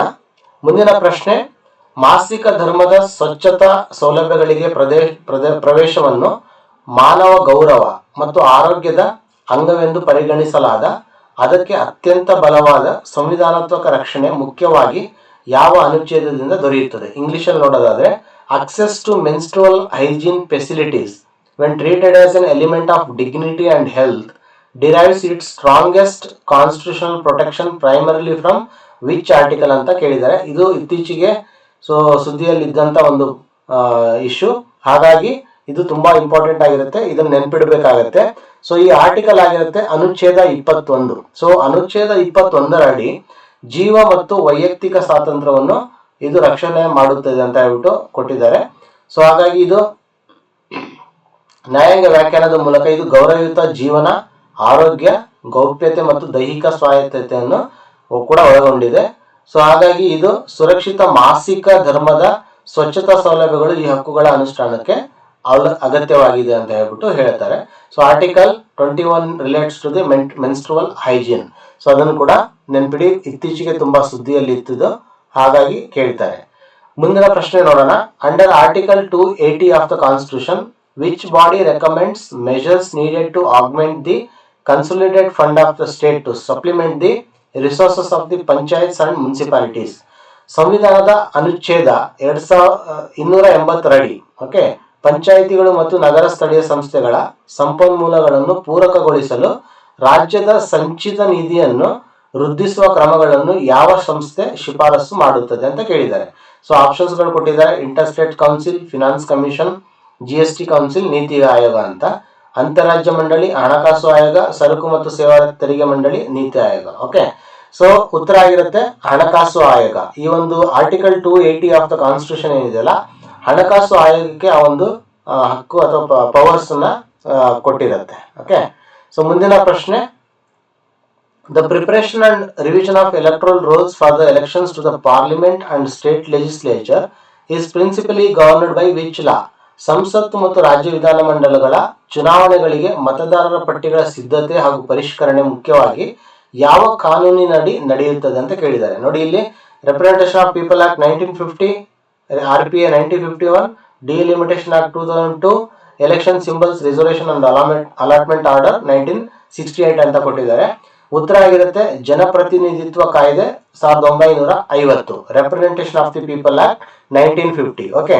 According to this act, primarily deals with the allocations of the seat, delimitations related to the provisions and preparation of the electoral rolls. ನೋಡಿ, ಸೀಟ್ಸ್ ಅಲೋಕೇಶನ್ ಆಗೋದು, ಡಿಲಿಮಿಟೇಷನ್ ಪ್ರಾವಿಷನ್ ಮತ್ತೆ ಎಲೆಕ್ಟ್ರಲ್ ಪ್ರಿಪರೇಷನ್ ಆಗಿರೋದು ಕೂಡ ಇದರಲ್ಲಿ ಒಳಗೊಂಡಿರುತ್ತೆ. 1951ನೇ ಒಂದು ಕಾಯ್ದೆ ಏನಿದೆಯಲ್ಲ, mainly governs the conduct of election.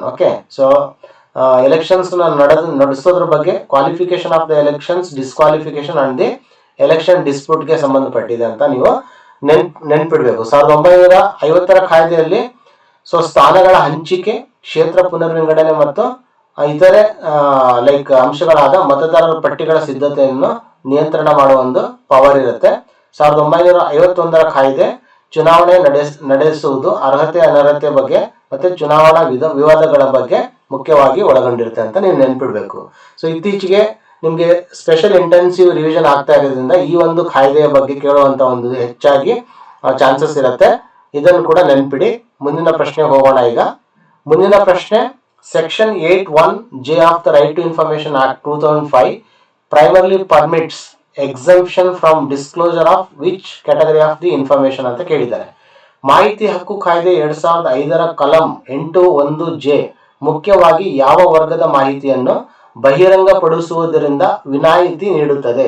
ಬಹಿರಂಗಪಡಿಸಲಿಕ್ಕೆ ಆಗಲ್ಲ ಅಂತ ಹೇಳುತ್ತೆ ಅನ್ನೋದು ಕೇಳಿದರೆ, ಸಾರ್ವಜನಿಕ ಚಟುವಟಿಕೆಗೆ ಸಂಬಂಧಿಸಿದ ಅಥವಾ ಅನಗತ್ಯ ಗೌಪ್ಯತಾ ಉಲ್ಲಂಘನೆಗೆ ಕಾರಣವಾಗುವ ವೈಯಕ್ತಿಕ ಮಾಹಿತಿ, personal information unrelated to the public activity or causing unwarranted invasion of the privacy. ಈ ಒಂದು ವಿಷಯಕ್ಕೆ ಸಂಬಂಧಪಟ್ಟಿದ್ರೆ right to information act 2005 under section 8(1) of the J, he cannot disclose the category of the information, he can exempt. ಹಾಗಾಗಿ ಇದು ಕೂಡ ತುಂಬಾ ಒಂದು ಮುಖ್ಯವಾದ ಒಂದು ಪ್ರಶ್ನೆ ಆಗಿರುತ್ತೆ.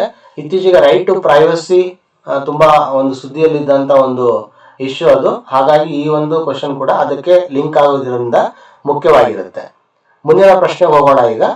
ಸೊ ಮುಂದಿನ ಪ್ರಶ್ನೆ ಆಗಿರುತ್ತೆ, which of the following is not included among the municipal functions listed in the 12th schedule of the constitution. ಸಂವಿಧಾನದ 12ನೇ ಅನುಸೂಚಿಯಲ್ಲಿ ಉಲ್ಲೇಖಿಸಲಾದ ನಗರ ಸ್ಥಳೀಯ ಸಂಸ್ಥೆಗಳ ಕಾರ್ಯಗಳಲ್ಲಿ ಕೆಳಗಿನ ಯಾವುದು ಸೇರಿಲ್ಲ? ನಗರ ಯೋಜನೆ, ನೀರು ಸರಬರಾಜು, ಅಗ್ನಿಶಾಮಕ ಸೇವೆಗಳು, ಪೊಲೀಸ್ ಮತ್ತು ಸಾರ್ವಜನಿಕ ಸುವ್ಯವಸ್ಥೆ ಅಂತ ಕೊಟ್ಟಿದ್ದಾರೆ. So urban planning, water supply, fire service ಎಲ್ಲ ಇನ್ಕ್ಲೂಡ್ ಆಗಿರುತ್ತೆ. ಪೊಲೀಸ್ ಅಂಡ್ ಪಬ್ಲಿಕ್ ಆರ್ಡರ್ ಏನಿದೆಯಲ್ಲ 12th schedule of the constitution ಅಲ್ಲಿ ಇರೋದಿಲ್ಲ ಅಂತ ನೀವು ನೆನಪಿಡಬೇಕು. ಓಕೆ, ಸೊ 12th ಶೆಡ್ಯೂಲ್ ಅಲ್ಲಿ ಇತರೆ ಯಾವ ಸರ್ವಿಸಸ್ ಗಳು ಕೂಡ ಇದೆ ಅಂತ ಕೂಡ ನೀವು ತಿಳ್ಕೊಂಡಿರ್ಬೇಕು. ಅರ್ಬನ್ ಪ್ಲಾನಿಂಗ್ ನೋಡಿದ್ವಿ, ವಾಟರ್ ಸಪ್ಲೈ ನೋಡಿದ್ವಿ, ಫೈರ್ ಸರ್ವಿಸಸ್ ಇದೆ, ಸ್ಯಾನಿಟೇಷನ್ ಅಂಡ್ ಸಮ್ ಇಂಪ್ರೂವ್ಮೆಂಟ್ ಅಥವಾ ಡೆವಲಪ್ಮೆಂಟ್ ಇದೆ, police and public orders are state list subjects and not municipal functions under the schedule. Okay, so ಈ ಪೊಲೀಸ್ ಮತ್ತು ಸಾರ್ವಜನಿಕ ಸುವ್ಯವಸ್ಥೆ ಏನಿದೆಯಲ್ಲ ರಾಜ್ಯ ಪಟ್ಟಿಯ ವಿಷಯಕ್ಕೆ ಸಂಬಂಧಪಟ್ಟಿರುತ್ತೆ, ಹಾಗಾಗಿ ಅದು ಸೇರಿರಲ್ಲ ಅಂತ ಹೇಳ್ಬಿಟ್ಟು ನಿಮ್ಗೆ ನೆನಪಿರ್ಬೇಕು. ಮುಂದಿನ ಪ್ರಶ್ನೆ ನೋಡೋಣ. Which categories of workers received explicit statutory recognition under the code on social security 2020? ಸಾಮಾಜಿಕ ಭದ್ರತಾ ಸಂಹಿತೆ 2020 ಅಡಿ ಯಾವ ವರ್ಗದ ಕಾರ್ಮಿಕರಿಗೆ ಸ್ಪಷ್ಟವಾದ ಕಾನೂನುಬದ್ಧ ಮಾನ್ಯತೆ ನೀಡಲಾಗಿದೆ? ಸೊ ಇತ್ತೀಚೆಗೆ gig workers and platform workers ತುಂಬಾ ಸುದ್ದಿಯಲ್ಲಿದ್ದಂತ ಒಂದು ಇದು ವಿಷಯ. ಹಾಗಾಗಿ ಈ ಒಂದು ಪ್ರಶ್ನೆ ಅದಕ್ಕೆ ಸಂಬಂಧಪಟ್ಟಿದೆ. ಉತ್ತರ ಆಗಿರುತ್ತೆ ಗಿಗ್ ಕಾರ್ಮಿಕರು ಮತ್ತೆ ವೇದಿಕೆ ಆಧಾರಿತ ಕಾರ್ಮಿಕರ ಬಗ್ಗೆ ಈ ಒಂದು ಕೋಡ್ ಅಲ್ಲಿ ಸ್ಪೆಷಲ್ ಆಗಿ ಸ್ಟ್ಯಾಚ್ಯುಟರಿ ರೆಕಗ್ನಿಷನ್ ನ ತಗೊಂಡ್ಬಂದಿದ್ದಾರೆ. ಸೊ ಇದನ್ನು ನೆನಪಿಡಿ, ಇದು ಕೂಡ ತುಂಬಾ ಒಂದು ಮುಖ್ಯವಾದ ಒಂದು ಪ್ರಶ್ನೆ, most expected question of the year for the upcoming examination. Okay, ಮುಂದಿನ ಒಂದು ಪ್ರಶ್ನೆ ಹೋಗೋಣ. ಭಾರತೀಯ ರಿಸರ್ವ್ ಬ್ಯಾಂಕಿನ ಏಕೀಕೃತ ಅಂಬುಡ್ಸ್ಮನ್ ಯೋಜನೆ 2021 ಆಡಳಿತಾತ್ಮಕ ವಿನ್ಯಾಸವನ್ನು ಯಾವ ತತ್ವ ಅತ್ಯುತ್ತಮವಾಗಿ ವಿವರಿಸುತ್ತದೆ ಅಂತ ಕೇಳಿದ್ದಾರೆ. ಸಮ್ ಟೈಮ್ಸ್ ಏನ್ ಮಾಡ್ತಾರೆ, ಈ ತರ ಒಂದು ಥೀಮ್ ಬೇಸ್ಡ್ ಕ್ವಶನ್ಸ್ ಕೂಡ ಕೇಳ್ತಾರೆ, ಹಾಗಾಗಿ ಇದನ್ನ ನೀವು ನೆನ್ಪಿಡ್ಬೇಕು. ಸೊ ಇದರ ಒಂದು ಮುಖ್ಯ ಒಂದು ತತ್ವ ಏನಾಗಿರುತ್ತೆ ಅಂದ್ರೆ, ಒಂದು ರಾಷ್ಟ್ರ ಒಂದು ಅಂಬುಡ್ಸ್ಮನ್ ಎಂಬ ಅಧಿಕಾರ ಕ್ಷೇತ್ರ ತಟಸ್ಥ ದೂರು ಪರಿಹಾರ ವ್ಯವಸ್ಥೆಯನ್ನು ಮಾಡ್ಬೇಕನ್ನೋದು ಒಂದು ಉದ್ದೇಶ ಇರುತ್ತೆ. So one nation one ombudsman with jurisdiction neutral grievances redressal ಮಾಡಬೇಕು ಅನ್ನೋದು ಒಂದು ಮುಖ್ಯ ತತ್ವ ಆಗಿರುತ್ತೆ ಈ ಒಂದು ಸ್ಕೀಮ್ ಅನ್ನೋ ಉದ್ದೇಶ. ಅದನ್ನು ಕೂಡ ನೆನ್ಪಿಡಿ. ಸೊ ಮುಂದಿನ ಪ್ರಶ್ನೆಗೆ ಹೋಗೋಣ. ಮುಂದಿನ ಪ್ರಶ್ನೆ, corporate average fuel efficiency cafe norms primary regulates which of the following? ನೋಡಿ, ಕಾರ್ಪೊರೇಟ್ ಸರಾಸರಿ ಇಂಧನ ದಕ್ಷತಾ ಮಾನದಂಡಗಳು ಇತ್ತೀಚೆಗೆ ತುಂಬಾ ಸುದ್ದಿಯಲ್ಲಿ ಇದ್ದಿದ್ದು ಕೆಫೆ 3 ಅಂತಾನೆ ಕರೀತಾರೆ, ಇದಕ್ಕೆ ಕೆಫೆ 3 ನಾರ್ಮ್ಸ್ ಅಂತಾನೆ ಕರೀತಾರೆ.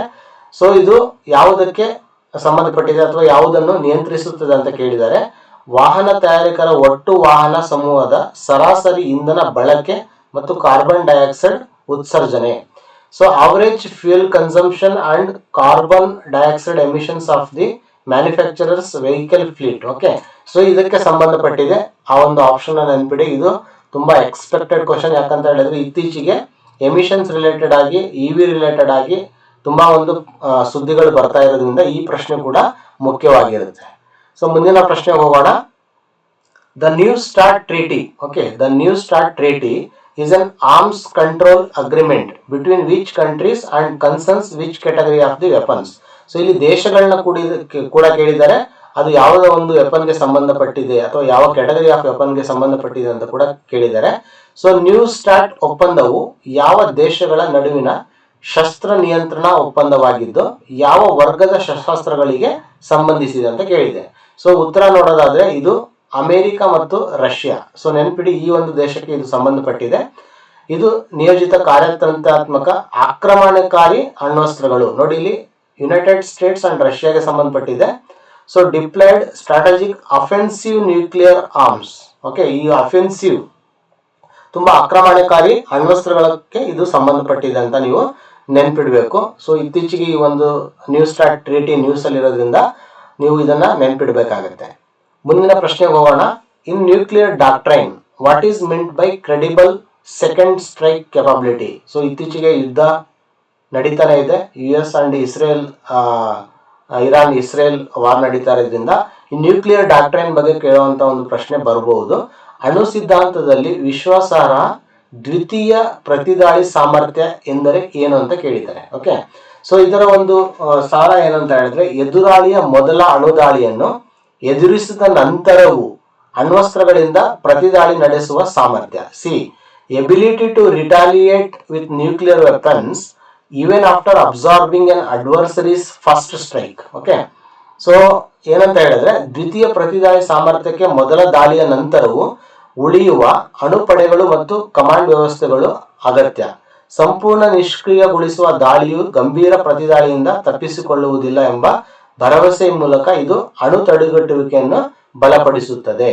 ಸೊ ಹಾಗಾಗಿ ಇದು ಯಾವುದಕ್ಕೆ ಸಂಬಂಧಪಟ್ಟಿದೆ ಅಂತ ಹೇಳಿದ್ರೆ, it is an ability to retaliate with nuclear weapons even after observing an adversary's first strike. ಹಾಗಾಗಿ ಈ ಒಂದು ನ್ಯೂಕ್ಲಿಯರ್ ಡಾಕ್ಟ್ರಿನ್ ತುಂಬಾ ಇಂಪಾರ್ಟೆಂಟ್ ಇರುತ್ತೆ.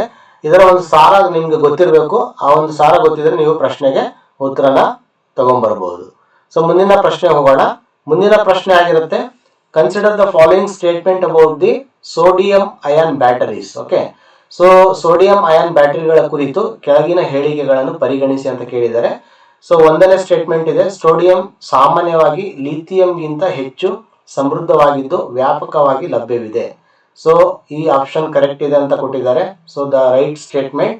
ಎರಡನೇ ಒಂದು ಸ್ಟೇಟ್ಮೆಂಟ್ಗೆ ನೋಡುವಾಗ, ಸೋಡಿಯಂ ಅಯಾನ್ ಬ್ಯಾಟರಿಗಳ ತೂಕಾಧಾರಿತ ಶಕ್ತಿ ಘನತೆ ಸಾಮಾನ್ಯವಾಗಿ ಲಿಥಿಯಂ ಅಯಾನ್ ಬ್ಯಾಟರಿಗಳಿಗಿಂತ ಕಡಿಮೆ. ಸೊ ಈ ಸ್ಟೇಟ್ಮೆಂಟ್ ಕೂಡ ಕರೆಕ್ಟ್ ಇದೆ ಅಂತ ಕೊಟ್ಟಿದ್ದಾರೆ. ಪ್ರತಿಯೊಂದು ಸೋಡಿಯಂ ಅಯಾನ್ ಬ್ಯಾಟರಿ ರಸಾಯನಶಾಸ್ತ್ರಕ್ಕೂ ಕೋಬಾಲ್ಟ್ ಕಡ್ಡಾಯ ಅಂತ ಕೇಳಿದ್ದಾರೆ. ಸಿ, ಸೊ ಇಲ್ಲಿ ಇಂಗ್ಲಿಷ್ ಅಲ್ಲಿ ನೋಡೋದಾದ್ರೆ, sodium is generally more abundant and widely distributed than lithium. That is correct. Okay, sodium ion batteries usually have lower gravimetric energy density than the lithium ion batteries ಅಂತ ಕೇಳಿದ್ದಾರೆ. ಮೂರನೇ ಒಂದು statement, every sodium ion battery necessary requires A cobalt. Okay, so cobalt ಬೇಕೇ ಬೇಕಾ ಅದಕ್ಕೆ ಅಂತ ಕೇಳಿದ್ದಾರೆ. So ಆ ಒಂದು ಸ್ಟೇಟ್ಮೆಂಟ್ ಇನ್ಕರೆಕ್ಟ್ ಆಗಿದೆ ಅಂತ ಹೇಳ್ತಾ ಇದ್ದೀವಿ ಇಲ್ಲಿ. ಸೊ ಹಾಗಾಗಿ ಸೋಡಿಯಂ ವ್ಯಾಪಕವಾಗಿ ಲಭ್ಯವಿರುವುದರಿಂದ ಭೌಗೋಳಿಕವಾಗಿ ಕೇಂದ್ರೀಕೃತ ಲಿಥಿಯಂ ಸಂಪನ್ಮೂಲ ಮೇಲಿನ ಅವಲಂಬನೆಯನ್ನು ಕಡಿಮೆ ಮಾಡಬಹುದು ಒಂದು. ಆದರೆ ಅದರ ತೂಕಾಧಾರಿತ ಶಕ್ತಿಘನತೆ ಸಾಮಾನ್ಯವಾಗಿ ಕಡಿಮೆ ಇದೆ, ಅದು ಎರಡನೇ ಪಾಯಿಂಟ್. ಅನೇಕ ಸೋಡಿಯಂ ಅಯಾನ್ ಕ್ಯಾಥೋಡ್ ರಸಾಯನಗಳು ಕೋಬಾಲ್ಟ್ ರಹಿತವಾಗಿದೆ. ನೋಡಿ, ಅದಕ್ಕೇನು ಕೋಬಾಲ್ಟ್ ಏನು ಬೇಕಾಗಿಲ್ಲ. Cobalt is not an unavoidable requirement. Several sodium cathode chemistries are cobalt free. So ಹಾಗಾಗಿ ಸೋಡಿಯಂ ಇದಕ್ಕೆ ಕೋಬಾಲ್ಟ್ ಬೇಕೇ ಬೇಕು ಅಂತ ಏನು ಮುಖ್ಯವಾಗಿರಲ್ಲ. ಓಕೆ, ಸೊ ಮುಂದಿನ ಪ್ರಶ್ನೆ ನೋಡೋಣ ಈಗ. ಸೊ ಮುಂದಿನ ಪ್ರಶ್ನೆ, in the CRISPR Cas nine gene editing system, CRISPR Cas nine gene ಸಂಪಾದನಾ ವ್ಯವಸ್ಥೆಯಲ್ಲಿ ಗುರಿ ಡಿಎನ್ಎ ಅನ್ನು ಗುರುತಿಸುವ ಮೂಲಕ ಅನುಕ್ರಮ ನಿರ್ದಿಷ್ಟೆಯನ್ನು ಮುಖ್ಯವಾಗಿ ಯಾವ ಘಟಕ ಒದಗಿಸುತ್ತದೆ? Which component primarily provides the sequences specificity by the recognising target DNA. Okay, so ಮತ್ತೊಂದ್ಸಲ ನಾವು ಪ್ರಶ್ನೆನ ಓದೋಣ. ಕ್ರಿಸ್ಪರ್ ಕ್ಯಾಸ್ ಜೀನ್ ಸಂಪಾದನಾ ವ್ಯವಸ್ಥೆಯಲ್ಲಿ ಗುರಿ ಡಿಎನ್ಎ ಅನ್ನು ಗುರುತಿಸುವ ಮೂಲಕ ಅನುಕ್ರಮ ನಿರ್ದಿಷ್ಟತೆಯನ್ನು ಮುಖ್ಯವಾಗಿ ಯಾವ ಘಟಕ ಒದಗಿಸುತ್ತೆ ಅಂತ ಕೇಳಿದ್ದಾರೆ. ಸೊ ನೋಡಿ, ಇಲ್ಲಿ ಉತ್ತರ ಆಗಿರುತ್ತೆ ಗೈಡ್ RNA ಅಂತ ಹೇಳ್ಬಿಟ್ಟು. Okay, guide RNA. So specificity by recognising the target DNA ಮಾಡೋದು ಯಾವ್ದು ಅಂತ ಹೇಳಿದ್ರೆ guide RNA. Okay, so Cas nine nucleus alone, guide RNA, DNA ligase, ribosome ಅಂತ ಆಪ್ಷನ್ಸ್ ಕೊಟ್ಟಿದ್ದಾರೆ. ಮಾರ್ಗದರ್ಶಕ RNA ವಿವರಣೆ ನೋಡೋದಾದ್ರೆ, ಮಾರ್ಗದರ್ಶಕ RNA ಗುರಿ ಡಿಎನ್ಎಗೆ ಪೂರಕವಾದ ಅನುಕ್ರಮವನ್ನು ಹೊಂದಿದ್ದು ಕ್ಯಾಸ್9 ನ್ಯೂಕ್ಲಿಯಸ್ ಅನ್ನು ನಿರ್ದಿಷ್ಟ ಸ್ಥಳಕ್ಕೆ ಕರೆದೊಯ್ಯುತ್ತದೆ. ಇದು ಅದರ ಒಂದು ಅರ್ಥ. ಸೊ ಇದು ಅದನ್ನ ನೆನ್ಪಿಟ್ಕೊಳ್ಳಿ. ಸೊ PAM, ಸೂಕ್ತ PAM ಅನುಕ್ರಮದ ಸಮೀಪ ಕ್ಯಾಸ್ DA ಅನ್ನು ಕತ್ತರಿಸಿದ ನಂತರ ಕೋಶದ ದುರಸ್ತಿ ಪ್ರಕ್ರಿಯೆಗಳು ಆ ಸ್ಥಳದಲ್ಲಿ ಬದಲಾವಣೆಯನ್ನು ಉಂಟು ಮಾಡುತ್ತವೆ. ಸೊ ಇದಿಷ್ಟು ನಿಮಗೆ ಕ್ರಿಸ್ಪರ್ ಟೆಕ್ನಾಲಜಿ ಬಗ್ಗೆ. ಸೊ ಈ ಪ್ರಶ್ನೆನ ಮುಂಚೆ UPSC ಕೇಳಿದ್ದಾರೆ ಮತ್ತೆ KS ಕೇಳಿದ್ದಾರೆ. ಹಾಗಾಗಿ most expected question for the other examination. So ಮುಂದಿನ ಒಂದು ಪ್ರಶ್ನೆ ಹೋಗೋಣ. Which is related to the district cooling system ಬಗ್ಗೆ ಇದೆ. ಜಿಲ್ಲಾ ಶೀತಲೀಕರಣ ವ್ಯವಸ್ಥೆಯು ಮುಖ್ಯವಾಗಿ ಯಾವ ವ್ಯವಸ್ಥೆಯ ಮೂಲಕ ಕಾರ್ಯನಿರ್ವಹಿಸುತ್ತದೆ ಅಂತ ಕೇಳಿದ್ದಾರೆ. A central plant producing chilled water and distributing it through a network to multiple buildings. So ಈ ಒಂದು ವ್ಯವಸ್ಥೆ ಕೇಂದ್ರೀಕೃತ ಘಟಕದಲ್ಲಿ ತಣ್ಣೀರು ಉತ್ಪಾದಿಸಿ ಕೊಳವೆ ಜಾಲದ ಮೂಲಕ ಅನೇಕ ಕಟ್ಟಡಗಳಿಗೆ ವಿತರಿಸುವುದು ಇದರ ಮುಖ್ಯ ಒಂದು ಉದ್ದೇಶ ಆಗಿರುತ್ತೆ. ಸೊ ಇದನ್ನ ನೆನ್ಪಿಡಿ. ಸಮ್ಟೈಮ್ಸ್ ಈ ತರ ಜನರಲ್ ಕ್ವಶನ್ಸ್ ಬರ್ಬೋದು. But it is not an most expected question that you can remember. Okay, so ಮುಂದಿನ ಪ್ರಶ್ನೆಗೆ ಹೋಗೋಣ. ಈಗ ಮುಂದಿನ ಪ್ರಶ್ನೆ, which production route most closely represents the low carbon green steel. Okay, ಕಡಿಮೆ ಕಾರ್ಬನ್ ಉತ್ಸರ್ಜನೆಯ ಹಸಿರು ಉಕ್ಕು ಉತ್ಪಾದನೆಯನ್ನು ಕೆಳಗಿನ ಯಾವ ವಿಧಾನ ಅತ್ಯಂತ ಸಮರ್ಪಕವಾಗಿ ಪ್ರತಿನಿಧಿಸುತ್ತೆ ಅಂತ ಕೇಳಿದ್ದಾರೆ. ಸೊ ಇದು ಉತ್ತರ ಆಗಿರುತ್ತೆ green hydrogen based direct reduction followed by renewable electricity powered electric arc furnaces. ಹಸಿರು ಹೈಡ್ರೋಜನ್ ಆಧಾರಿತ ನೇರ ಕಬ್ಬಿಣ ಇಳಿಕೆ ಮತ್ತು ನವೀಕರಿಸಬಹುದಾದ ವಿದ್ಯುತ್ ಚಾಲಿತ ಎಲೆಕ್ಟ್ರಿಕ್ ಆರ್ಕ್ ಫರ್ನೆಸ್ ಇದಕ್ಕೆ ಸಂಬಂಧಪಟ್ಟಿದೆ. ಸೊ ಗ್ರೀನ್ ಹೈಡ್ರೋಜನ್ ಇತ್ತೀಚೆಗೆ ನ್ಯೂಸ್ ಅಲ್ಲಿ ಇರೋದ್ರಿಂದ ಈ ತರ ಒಂದು ಕ್ವಶನ್ಸ್ ಗಳು ಎಕ್ಸ್ಪೆಕ್ಟ್ ಮಾಡಬಹುದು. ಸೊ ಮುಂದಿನ ಪ್ರಶ್ನೆ ಹೋಗೋಣ. Which statutory authority regulates food labelling standards in India including front of pack nutrition labelling. Okay, nutrition labelling ಮತ್ತೆ ಫುಡ್ ಲೇಬಲಿಂಗ್ ಸಂಬಂಧಪಟ್ಟ ಅಂತ ಒಂದು ಬಾಡಿ ಯಾವುದು ಅಂತ ಕೇಳಿದ್ದಾರೆ. ಸೊ ಇದು ತುಂಬಾ ಸಲ ರಿಪೀಟೆಡ್ ಆಗಿರುವಂತ ಒಂದು ಪ್ರಶ್ನೆ. Food safety and standards authority of India ಇದನ್ನ ಮಾಡುತ್ತೆ. ಓಕೆ, ಸೊ ಇದು ಫುಡ್ ಲೇಬಲಿಂಗ್ ಕೂಡ ಮಾಡುತ್ತೆ, front of the pack nutrition labelling ಕೂಡ ಇದು ಮಾಡುವಂತ ಒಂದು ಪವರ್ ನ ಇಟ್ಕೊಂಡಿದೆ. ಸೊ ಹಾಗಾಗಿ ಈ ಒಂದು ಬಾಡಿನ ಎಸ್ಟಾಬ್ಲಿಷ್ ಮಾಡಿದ ಒಂದು ವರ್ಷನ ಕೂಡ ನೀವು ನೆನ್ಪಿಟ್ಕೊಳ್ಬೇಕಾಗತ್ತೆ. ಇದು 2006ರಲ್ಲಿ ಆಗಿರುವಂತ ಒಂದು body. So it frames food safety and labelling regulation. Its functions under the union minister of the health and family welfare. So ಅದನ್ನು ಕೂಡ ನೀವು ನೆನ್ಪಿಟ್ಕೊಳ್ಳಿ. ಮುಂದಿನ ಪ್ರಶ್ನೆ ಹೋಗೋಣ. Royal Indian navy uprising of 1946 began among the naval ratings at which shore establishment.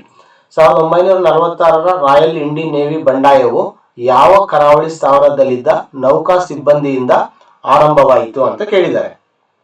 So HMIS Talwar Bombay. Okay, so ಇಲ್ಲಿ ಆ ಒಂದು ಇದು ಆರಂಭವಾಗುತ್ತೆ.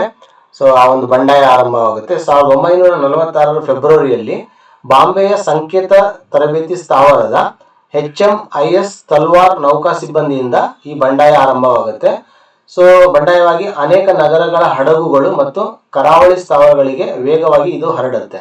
ಸೊ ಇದು ಭೇದ ಭಾವ, ಕೆಟ್ಟ ಸೇವಾ ಪರಿಸ್ಥಿತಿ ಮತ್ತು ವಸಾಹತುಶಾಹಿ ಆಡಳಿತದ ವಿರುದ್ಧದ ಅಸಮಾಧಾನ ಇದಕ್ಕೆ ಕಾರಣವಾಗಿತ್ತು ಅಂತ ನೀವು ನೆನ್ಪಿಡಬೇಕು. ಓಕೆ, ಸೊ ಇದು ಇತ್ತೀಚೆಗೆ ಸುದ್ದಿಯಲ್ಲಿ ಇದ್ದಂತ ಒಂದು ಪ್ರಶ್ನೆ, ಹಾಗಾಗಿ ಮುಖ್ಯವಾಗಿರುತ್ತೆ. ಮುಂದಿನ ಪ್ರಶ್ನೆ ಹೋಗೋಣ. The Kimberley process certification scheme. Kimberley process certification scheme was created primarily to prevent which of the following.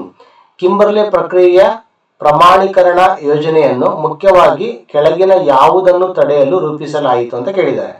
So ಈ ಪ್ರಶ್ನೆಗೆ ಉತ್ತರ ಆಗಿರುತ್ತೆ ಸಂಘರ್ಷ ವಜ್ರಗಳು ಕಾನೂನುಬದ್ಧ ಕಚ್ಚಾ ವಜ್ರ ಮಾರುಕಟ್ಟೆಗೆ ಪ್ರವೇಶಿಸುವುದು, conflict diamonds from entering the legitimate rough diamond market. Okay, so ಈ ಒಂದು ಸ್ಕೀಮ್ ನ ತಗೊಂಡ್ಬಂದಿರೋ ಉದ್ದೇಶ ಏನಂತ ಹೇಳಿದ್ರೆ conflict diamonds from entering the legitimate rough diamond market.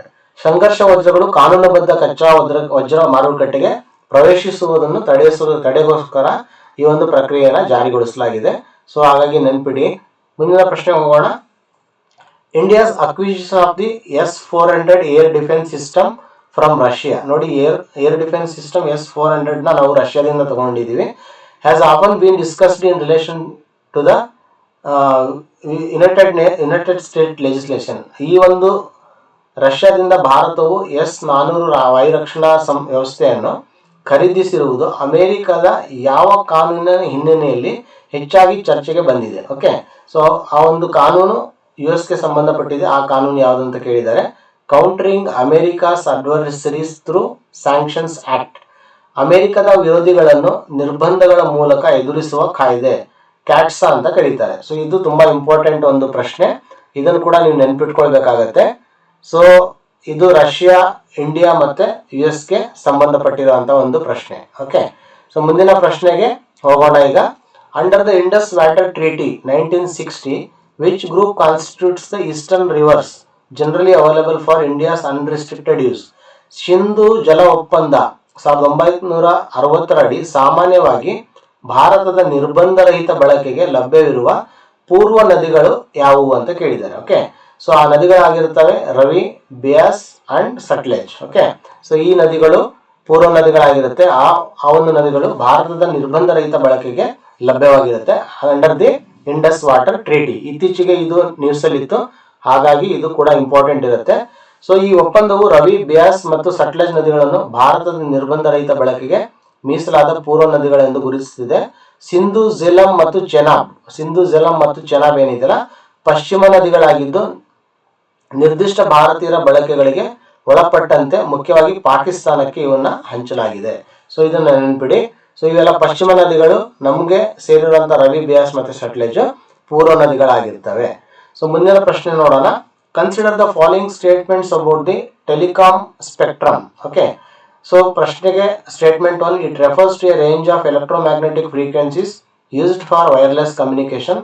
Allocation of spectrum transfers absolute ownership of the frequencies to the telecom services provider. ದೂರ ಸಂಪರ್ಕ spectrum ಕುರಿತು ಕೆಳಗಿನ ಹೇಳಿಕೆಗಳನ್ನು ಪರಿಗಣಿಸಿ ಅಂತ ಕೇಳಿದ್ದಾರೆ. ಇದು ತಂತಿರಹಿತ ಸಂವಹನಕ್ಕೆ ಬಳಸುವ ವಿದ್ಯುತ್ ಚುಂಬಕೀಯ ಆವರ್ತನ ಶ್ರೇಣಿಗಳನ್ನು ಸೂಚಿಸುತ್ತದೆ. 1ನೇ ಸ್ಟೇಟ್ಮೆಂಟ್ ಸರಿಯಾಗಿದೆ. ಸ್ಪೆಕ್ಟ್ರಮ್ ಹಂಚಿಕೆ ಆ ಆವರ್ತನಗಳ ಸಂಪೂರ್ಣ ಮಾಲೀಕತ್ವವನ್ನು ದೂರಸಂಪರ್ಕ ಸೇವಾ ಸಂಸ್ಥೆಗೆ ವರ್ಗಾಯಿಸುತ್ತದೆ. ಇದು ತಪ್ಪಾಗದ ಒಂದು ಸ್ಟೇಟ್ಮೆಂಟ್. ಹಾಗಾಗಿ ಉತ್ತರ ಆಗಿರುತ್ತೆ 1 ಮಾತ್ರ. ಓಕೆ, ಸೊ ಇದನ್ನು ನೆನಪಿಡಿ. ಮುಂದಿನ ಪ್ರಶ್ನೆ ಹೋಗೋಣ. ಸೊ ಮುಂದಿನ ಪ್ರಶ್ನೆ ಆಗಿರುತ್ತೆ, which of the following acts is not included in the schedule 1 of the national green tribunal act 2010. ರಾಷ್ಟ್ರೀಯ ಹಸಿರು ನ್ಯಾಯಮಂಡಳಿ ಕಾಯ್ದೆ 2010ರ ಅನುಸೂಚಿ 1ರಲ್ಲಿ ಕೆಳಗಿನ ಯಾವ ಕಾಯ್ದೆ ಸೇರಿಲ್ಲ ಅಂತ ಕೇಳಿದ್ದಾರೆ. ಓಕೆ, ಸೊ ನೋಡಿ, water prevention act, air prevention act, environment protection act, wild life protection act ಅಂತ ಕೇಳಿದ್ದಾರೆ. ಸೊ ಉತ್ತರ ಆಗಿರುತ್ತೆ wild life protection act. So ಈ ಒಂದು ವನ್ಯಜೀವಿ ರಕ್ಷಣಾ ಕಾಯ್ದೆ ನ್ಯಾಯಮಂಡಳಿ ಗ್ರೀನ್ ಟ್ರಿಬ್ಯುನಲ್, ಓಕೆ, ಹಸಿರು ನ್ಯಾಯಮಂಡಳಿಗೆ ಸೇರಿಲ್ಲ ಅಂತ ಹೇಳ್ಬಿಟ್ಟು ನಾವು ನೆನ್ಪಿಡಬೇಕು. ಸೊ ಈ ಪ್ರಶ್ನೆಯ ಒಂದು ಸಾರ. ಮುಂದಿನ ಪ್ರಶ್ನೆ ಹೋಗೋಣ. Under the schedule tribes and other traditional forest dwellers recognition of the forest rights act 2006, which institutions initiates the process of determining individual and community forest rates. ಪರಿಶಿಷ್ಟ ಪಂಗಡಗಳು ಮತ್ತು ಇತರೆ ಪಾರಂಪರಿಕ ಅರಣ್ಯವಾಸಿಗಳ ಅರಣ್ಯ ಹಕ್ಕುಗಳ ಮಾನ್ಯತೆ ಕಾಯ್ದೆ 2006ರಡಿ ವೈಯಕ್ತಿಕ ಮತ್ತು ಸಮುದಾಯ ಅರಣ್ಯ ಹಕ್ಕುಗಳನ್ನು ನಿರ್ಧರಿಸುವ ಪ್ರಕ್ರಿಯೆಯನ್ನು ಯಾವ ಸಂಸ್ಥೆ ಆರಂಭಿಸುತ್ತದೆ? ಸೊ ತುಂಬಾ ಮುಖ್ಯವಾದ ಸಂಸ್ಥೆ ಅಂತ ಹೇಳಿದ್ರೆ ಇದು ಗ್ರಾಮ ಸಭೆ ಆಗಿರುತ್ತೆ. ಗ್ರಾಮ ಸಭಾ ಏನ್ ಮಾಡುತ್ತೆ ಅಂತ ಹೇಳಿದ್ರೆ, it receives the claims, ವೆರಿಫೈಸ್ the evidences, prepares maps and passes a resolution on the forest right claims. The subdivisional district level committees examine and finally decide the claims through a statutory process. Okay, ಗ್ರಾಮ ಸಭಾ ಅಂತ ಮಾಡುವಂತ ಒಂದು ಪ್ರಕ್ರಿಯೆ ಆಗಿರುತ್ತೆ ಇದು. So ಹಾಗಾಗಿ ತುಂಬಾ ಒಂದು ಇಂಪಾರ್ಟೆಂಟ್ ಪ್ರಶ್ನೆ ಇದು ಗ್ರಾಮ ಸಭೆಗೆ ಸಂಬಂಧಪಟ್ಟಂತೆ. ಸೊ ಮುಂದಿನ ಪ್ರಶ್ನೆ ಹೋಗೋಣ. The world health organisation classifies snake bite even on venoming of each of the following. ವಿಶ್ವ ಆರೋಗ್ಯ ಸಂಸ್ಥೆ ಹಾವು ಕಡಿತದ ವಿಷಬಾಧೆಯನ್ನು ಕೆಳಗಿನ ಯಾವ ವರ್ಗಕ್ಕೆ ಸೇರಿಸುತ್ತೆ? ಓಕೆ, ಸೊ ಸ್ನೇಕ್ ಬೈಟ್ ನ ಯಾವ ಒಂದು ವರ್ಗಕ್ಕೆ ಸೇರಿಸುತ್ತೆ ಅಂತ ಕೇಳಿದ್ದಾರೆ. ಸೇರಿಸುತ್ತದೆ ಅಂತ ಕೇಳಿದ್ದಾರೆ. ಓಕೆ, ಸೊ ಇದು ನಿರ್ಲಕ್ಷಿತ ಉಷ್ಣವಲಯದ ರೋಗ ಅಂತ, ನೆಗ್ಲೆಕ್ಟೆಡ್ ಟ್ರೋಪಿಕಲ್ ಡಿಸೀಸ್ ಆ ಒಂದು ಕ್ಯಾಟಗರಿಗೆ ಇದನ್ನ ಸೇರಿಸಿದೆ. ಸೊ ಇತ್ತೀಚೆಗೆ ಇದು ನ್ಯೂಸ್ ಅಲ್ಲಿ ಇರೋದ್ರಿಂದ ನಿಮ್ಗೆ ಇಂಪಾರ್ಟೆಂಟ್ ಆಗಿರುತ್ತೆ, ಇದನ್ನು ನೆನಪಿಡಬೇಕು. ಸೊ ಮುಂದಿನ ಪ್ರಶ್ನೆ ಹೋಗೋಣ. Which statement correctly distinguishes carbon capture and utilization from the carbon capture and storage? Okay, carbon ಹಿಡಿತ ಮತ್ತು ಬಳಕೆ ಹಾಗೂ ಕಾರ್ಬನ್ ಹಿಡಿತ ಮತ್ತು ಸಂಗ್ರಹಣೆ ನಡುವಿನ ವ್ಯತ್ಯಾಸವನ್ನು ಯಾವ ಹೇಳಿಕೆ ಸರಿಯಾಗಿ ವಿವರಿಸುತ್ತದೆ? ಸೊ ನೋಡಿ, carbon capture and utilisation uses captured carbon dioxide as an input in products or processes, whereas carbon capture and storage stores it in suitable geological formation. Okay, carbon capture and utilisation ಒಂದು concept, carbon capture and storage ಇನ್ನೊಂದು concept. So CCU carbon capture and utilisation ಹಿಡಿದ carbon dioxide ಅನ್ನು ಇಂಧನ, ರಾಸಾಯನಿಕ, ಕಟ್ಟಡ ಸಾಮಗ್ರಿ ಅಥವಾ ಕೈಗಾರಿಕಾ ಪ್ರಕ್ರಿಯೆಗಳಲ್ಲಿ ಬಳಸುತ್ತದೆ. ಓಕೆ, ಇದು ಒಂದನೇ ಕಾನ್ಸೆಪ್ಟ್. ಎರಡನೇ concept carbon capture and storage. Okay, ಸಾಮಾನ್ಯವಾಗಿ ಆಳವಾದ ಭೂಗರ್ಭ ರಚನೆಗಳಲ್ಲಿ ದೀರ್ಘಾವಧಿಗೆ ಪ್ರತ್ಯೇಕವಾಗಿ ಇದನ್ನ ಸಂಗ್ರಹ ಮಾಡುತ್ತೆ. ಸೊ ಹಾಗಾಗಿ ಇದು ಎರಡಕ್ಕೂ ವ್ಯತ್ಯಾಸಗಳಿದೆ ಅಂತ ನಾವು ಹೇಳ್ಬಹುದು. So important question. ಮುಂದಿನ ಪ್ರಶ್ನೆ ಹೋಗೋಣ. Why are graphics processing units GPUs widely used for training artificial intelligence model? ಕೃತಕ ಬುದ್ಧಿಮತ್ತೆ ಮಾದರಿಗಳ ತರಬೇತಿಗೆ ಗ್ರಾಫಿಕ್ಸ್ ಪ್ರೊಸೆಸಿಂಗ್ ಯೂನಿಟ್ಗಳನ್ನು ವ್ಯಾಪಕವಾಗಿ ಬಳಸುವುದು ಏಕೆ ಅಂತ ಕೇಳಿದ್ದಾರೆ. ಸೊ ಏಕೆ ಅಂತ ಹೇಳಿದ್ರೆ there many processing cores can perform large number of matrix and vector operations in parallel. Okay, so ಅವುಗಳ ಅನೇಕ ಸಂಸ್ಕರಣಾ ಕೋರ್ಗಳು ದೊಡ್ಡ ಪ್ರಮಾಣದ ಮ್ಯಾಟ್ರಿಕ್ಸ್ ಮತ್ತು ವೆಕ್ಟರ್ ಗಣನೆಗಳನ್ನು ಸಮಾಂತರವಾಗಿ ನಡೆಸಬಲ್ಲವು. ಆ ಒಂದು ಉದ್ದೇಶದಿಂದ ಇದನ್ನ ಆರ್ಟಿಫಿಷಿಯಲ್ ಇಂಟೆಲಿಜೆನ್ಸ್ ಟ್ರೈನಿಂಗ್ ಮಾಡೆಲ್ಸ್ಗಳಲ್ಲಿ ಯೂಸ್ ಮಾಡ್ತಾರೆ. So artificial intelligence training model ಅಲ್ಲಿ ಹೆಚ್ಚಾಗಿ ಗ್ರಾಫಿಕ್ಸ್ ಪ್ರೊಸೆಸಿಂಗ್ ಯೂನಿಟ್ಸ್ಗಳನ್ನ ಉಪಯೋಗಿಸ್ತಾರೆ ಅಂತ ನಿಮ್ಗೆ ನೆನಪಿಡಬೇಕು. ಸೊ ಮುಂದಿನ ಪ್ರಶ್ನೆ ಹೋಗೋಣ. Consider the following statements regarding bias in artificial intelligence system. One statement: biased or unrepresentative training data can produce discriminatory outputs. Independent audits, diverse data sets, human oversight can help mitigate bias. Third statement: merely increasing the number of model parameters automatically guarantees the fairness. Okay. ಕೃತಕ ಬುದ್ಧಿಮತ್ತೆ ವ್ಯವಸ್ಥೆಗಳ ಪಕ್ಷಪಾತ ಕುರಿತು ಕೆಳಗಿನ ಹೇಳಿಕೆಗಳನ್ನು ಪರಿಗಣಿಸಿ ಅಂತ ಕೇಳಿದ್ದಾರೆ. ಸೊ ಪಕ್ಷಪಾತಪೂರ್ಣ ಅಥವಾ ಪ್ರತಿನಿಧಿತ್ವವಲ್ಲದ ತರಬೇತಿ ದತ್ತಾಂಶವು ಭೇದ ಭಾವಪೂರ್ಣವಾದ ಫಲಿತಾಂಶಗಳನ್ನು ಉಂಟು ಮಾಡಬಹುದು. ಎರಡನೇ ಸ್ಟೇಟ್ಮೆಂಟ್: ಸ್ವತಂತ್ರ ಪರಿಶೋಧನೆ, ವೈವಿಧ್ಯಮಯ ದತ್ತಸಂಚಯ ಮತ್ತು ಮಾನವ ಮೇಲಿನ ಮೇಲ್ವಿಚಾರಣೆ ಪಕ್ಷಪಾತವನ್ನು ಕಡಿಮೆ ಮಾಡಲು ಸಹಾಯ ಮಾಡಬಹುದು. ಮೂರನೇ ಸ್ಟೇಟ್ಮೆಂಟ್: ಮಾದರಿಯ ಪರಿಣಾಮಗಳ ಸಂಖ್ಯೆಯನ್ನು ಹೆಚ್ಚಿಸುವುದರಿಂದ ಸ್ವಯಂಚಾಲಿತವಾಗಿ ನ್ಯಾಯಸಮ್ಮತತೆ ಖಚಿತವಾಗುತ್ತದೆ. ಸರಿಯಾದ ಹೇಳಿಕೆಗಳು ಯಾವುದಂತ ಕೇಳಿದ್ದಾರೆ. ಸೊ ಸರಿಯಾದ ಹೇಳಿಕೆಗಳಾಗಿರ್ತವೆ 1 ಮತ್ತು 2. ಓಕೆ, ಸೊ ನೆನ್ಪಿಡಿ, ದತ್ತಾಂಶ ಅಥವಾ ಗುರಿಗಳಲ್ಲಿ ಅಡಗಿರುವ ಐತಿಹಾಸಿಕ ಅಸಮಾನತೆಯನ್ನು ಎಐ ವ್ಯವಸ್ಥೆಗಳು ಪುನರುತ್ಪಾದಿಸಬಹುದು ಅನ್ನೋದು ಒಂದು ಕಾನ್ಸೆಪ್ಟ್. ಉತ್ತಮ ದತ್ತಾಂಶ ಪರಿಶೋಧನೆ, ಪಾರದರ್ಶಕತೆ ಮತ್ತು ಮಾನವ ಪರಿಶೀಲನೆಯಿಂದ ಈ ಅಪಾಯ ಕಡಿಮೆ ಮಾಡಬಹುದು. ಎರಡನೇ ಕಾನ್ಸೆಪ್ಟ್. ಹಾಗಾಗಿ ಇದು ನಿಮ್ಗೆ ನೆನಪಿರ್ಬೇಕಾಗತ್ತೆ. ಸೊ ಎಐ ಮಾದರಿಗಳು ಪಕ್ಷಪಾತ ಸೃಷ್ಟಿ ಮಾಡಬಹುದು ಅಂತ ನಿಮ್ಗೆ ನೆನಪಿಡ್ಬೇಕು. ಸೊ ಮುಂದಿನ ಪ್ರಶ್ನೆ ಹೋಗೋಣ. Which statement about an adverse event following immunization is correct? ಲಸಿಕಾಕರಣದ ನಂತರದ ಪ್ರತಿಕೂಲ ಘಟನೆ ಕುರಿತು ಸರಿಯಾದ ಹೇಳಿಕೆ ಯಾವುದು? ಓಕೆ, ಸೊ ಲಸಿಕೆ ಪಡೆದ ನಂತರ ಒಂದು ಪ್ರತಿಕೂಲ ಘಟನೆ ಏನು ಸಂಭವಿಸುತ್ತಲ್ಲ ಅದಕ್ಕೆ ಸರಿಯಾದ ಹೇಳಿಕೆಯನ್ನ ತಿಳಿಸಿರಿ ಅಂತ ಕೇಳಿದ್ದಾರೆ. A temporal association after vaccination does not by itself establish a causal relationship. ಲಸಿಕಾಕರಣದ ನಂತರ ಘಟನೆ ಸಂಭವಿಸಿದೆ ಎಂಬ ಕಾಲ ಸಂಬಂಧ ಮಾತ್ರ ಕಾರಣ, ಪರಿಣಾಮ ಸಂಬಂಧವನ್ನು ಸಾಬೀತುಪಡಿಸುವುದಿಲ್ಲ. ಸೊ ಈ ತರ ಜನರಲ್ ಕ್ವಶನ್ಸ್ ನಿಮ್ಗೆ ಅವಾಗ ರಿಫ್ಲೆಕ್ಟ್ ಆಗ್ತಾ ಇರುತ್ತೆ. ಸೊ ಇದನ್ನು ಕೂಡ ನೀವು ನೋಡ್ಕೊಳ್ತಾ ಇರಬೇಕಾಗತ್ತೆ. ಸೊ ಮುಂದಿನ ಒಂದು ಪ್ರಶ್ನೆ ಹೋಗೋಣ. So which is the correct propulsion sequence of the 4 main stages of the Indian Polar Satellite Launch Vehicle? ಭಾರತದ ಧ್ರುವೀಯ ಉಪಗ್ರಹ ಉಡಾವಣಾ ವಾಹನದ PSLV 4 ಮುಖ್ಯ ಹಂತಗಳ ಸರಿಯಾದ ಪ್ರಚೋದನಾ ಕ್ರಮ ಯಾವುದು ಅಂತ ಕೇಳಿದ್ದಾರೆ. ಸೊ ಈ ಪ್ರಚೋದನಾ ಕ್ರಮ ಆಗಿರುತ್ತೆ: ಮೊದಲನೇ ಹಂತ ದೊಡ್ಡ ಘನ ಇಂಧನ ಹಂತ, ಸೊ ಎರಡನೇ ಹಂತ ವಿಕಾಸ್ ಎಂಜಿನ್ ಚಾಲಿತ ದ್ರವ ಇಂಧನ ಹಂತ, ಮೂರನೇ ಹಂತ ಆಗಿರುತ್ತೆ ಘನ ಇಂಧನ ಹಂತ ಮತ್ತು ನಾಲ್ಕನೇ ಹಂತ ಆಗಿರುತ್ತೆ ದ್ರವ ಇಂಧನ ಹಂತವಾಗಿರುತ್ತೆ. ಸೊ ನೆನ್ಪಿಡಿ, ಘನ ದ್ರವ. ಓಕೆ, ಸೊ ಈ ಒಂದು ಸೀಕ್ವೆನ್ಸ್ ನ ನೀವು ನೆನ್ಪಿಡ್ಬೇಕಾಗತ್ತೆ. ಹಾಗಾಗಿ ಇದು ಕೂಡ ತುಂಬಾ ಒಂದು ಮುಖ್ಯವಾದ ಒಂದು ಪ್ರಶ್ನೆ ಆಗಿರುತ್ತೆ. ಸೊ ಇದಿಷ್ಟು ಇವತ್ತಿನ ಒಂದು ಪ್ರಶ್ನೆಗಳ ಒಂದು ವಿವರಣೆ ಮತ್ತೆ ಉತ್ತರಗಳು. ನಿಮ್ಗೆ ಹೆಚ್ಚಿನ ಪ್ರಶ್ನೆಗಳು ಬೇಕಾದಲ್ಲಿ ನಮ್ಮ ವೆಬ್ಸೈಟ್ಗೆ ಕೂಡ ನೀವು ವಿಸಿಟ್ ಮಾಡಬಹುದು. www.infiniteiasks.com ಅಲ್ಲಿ ನಿಮ್ಗೆ ಸೊ ಈ ಪ್ರಶ್ನೆಗಳ ಒಂದು PDF ಕೂಡ ಡೌನ್ಲೋಡ್ ಮಾಡ್ಕೋಬಹುದು. ಸೊ ನಿಮ್ಗೆ ಈ ತರ ಒಂದು ವಿಡಿಯೋಸ್ಗಳು ಇಷ್ಟ ಆಗಿದ್ರೆ ನೀವು ನಮ್ಮ ಚಾನೆಲ್ನ ಲೈಕ್ ಮಾಡಿ, ಸೊ ಸಬ್ಸ್ಕ್ರೈಬ್ ಮಾಡಿ. ಸೊ ಇನ್ನು ಹೆಚ್ಚಿನ ವಿಡಿಯೋಗಳು ಬೇಕಂತ ಹೇಳಿದ್ರೆ ನೀವು ಕಮೆಂಟ್ ಸೆಕ್ಷನ್ ಅಲ್ಲಿ ನಮಗೆ ತಿಳಿಸಬಹುದು. So will come up with the more such initiatives. Thank you and all the best for your preparation.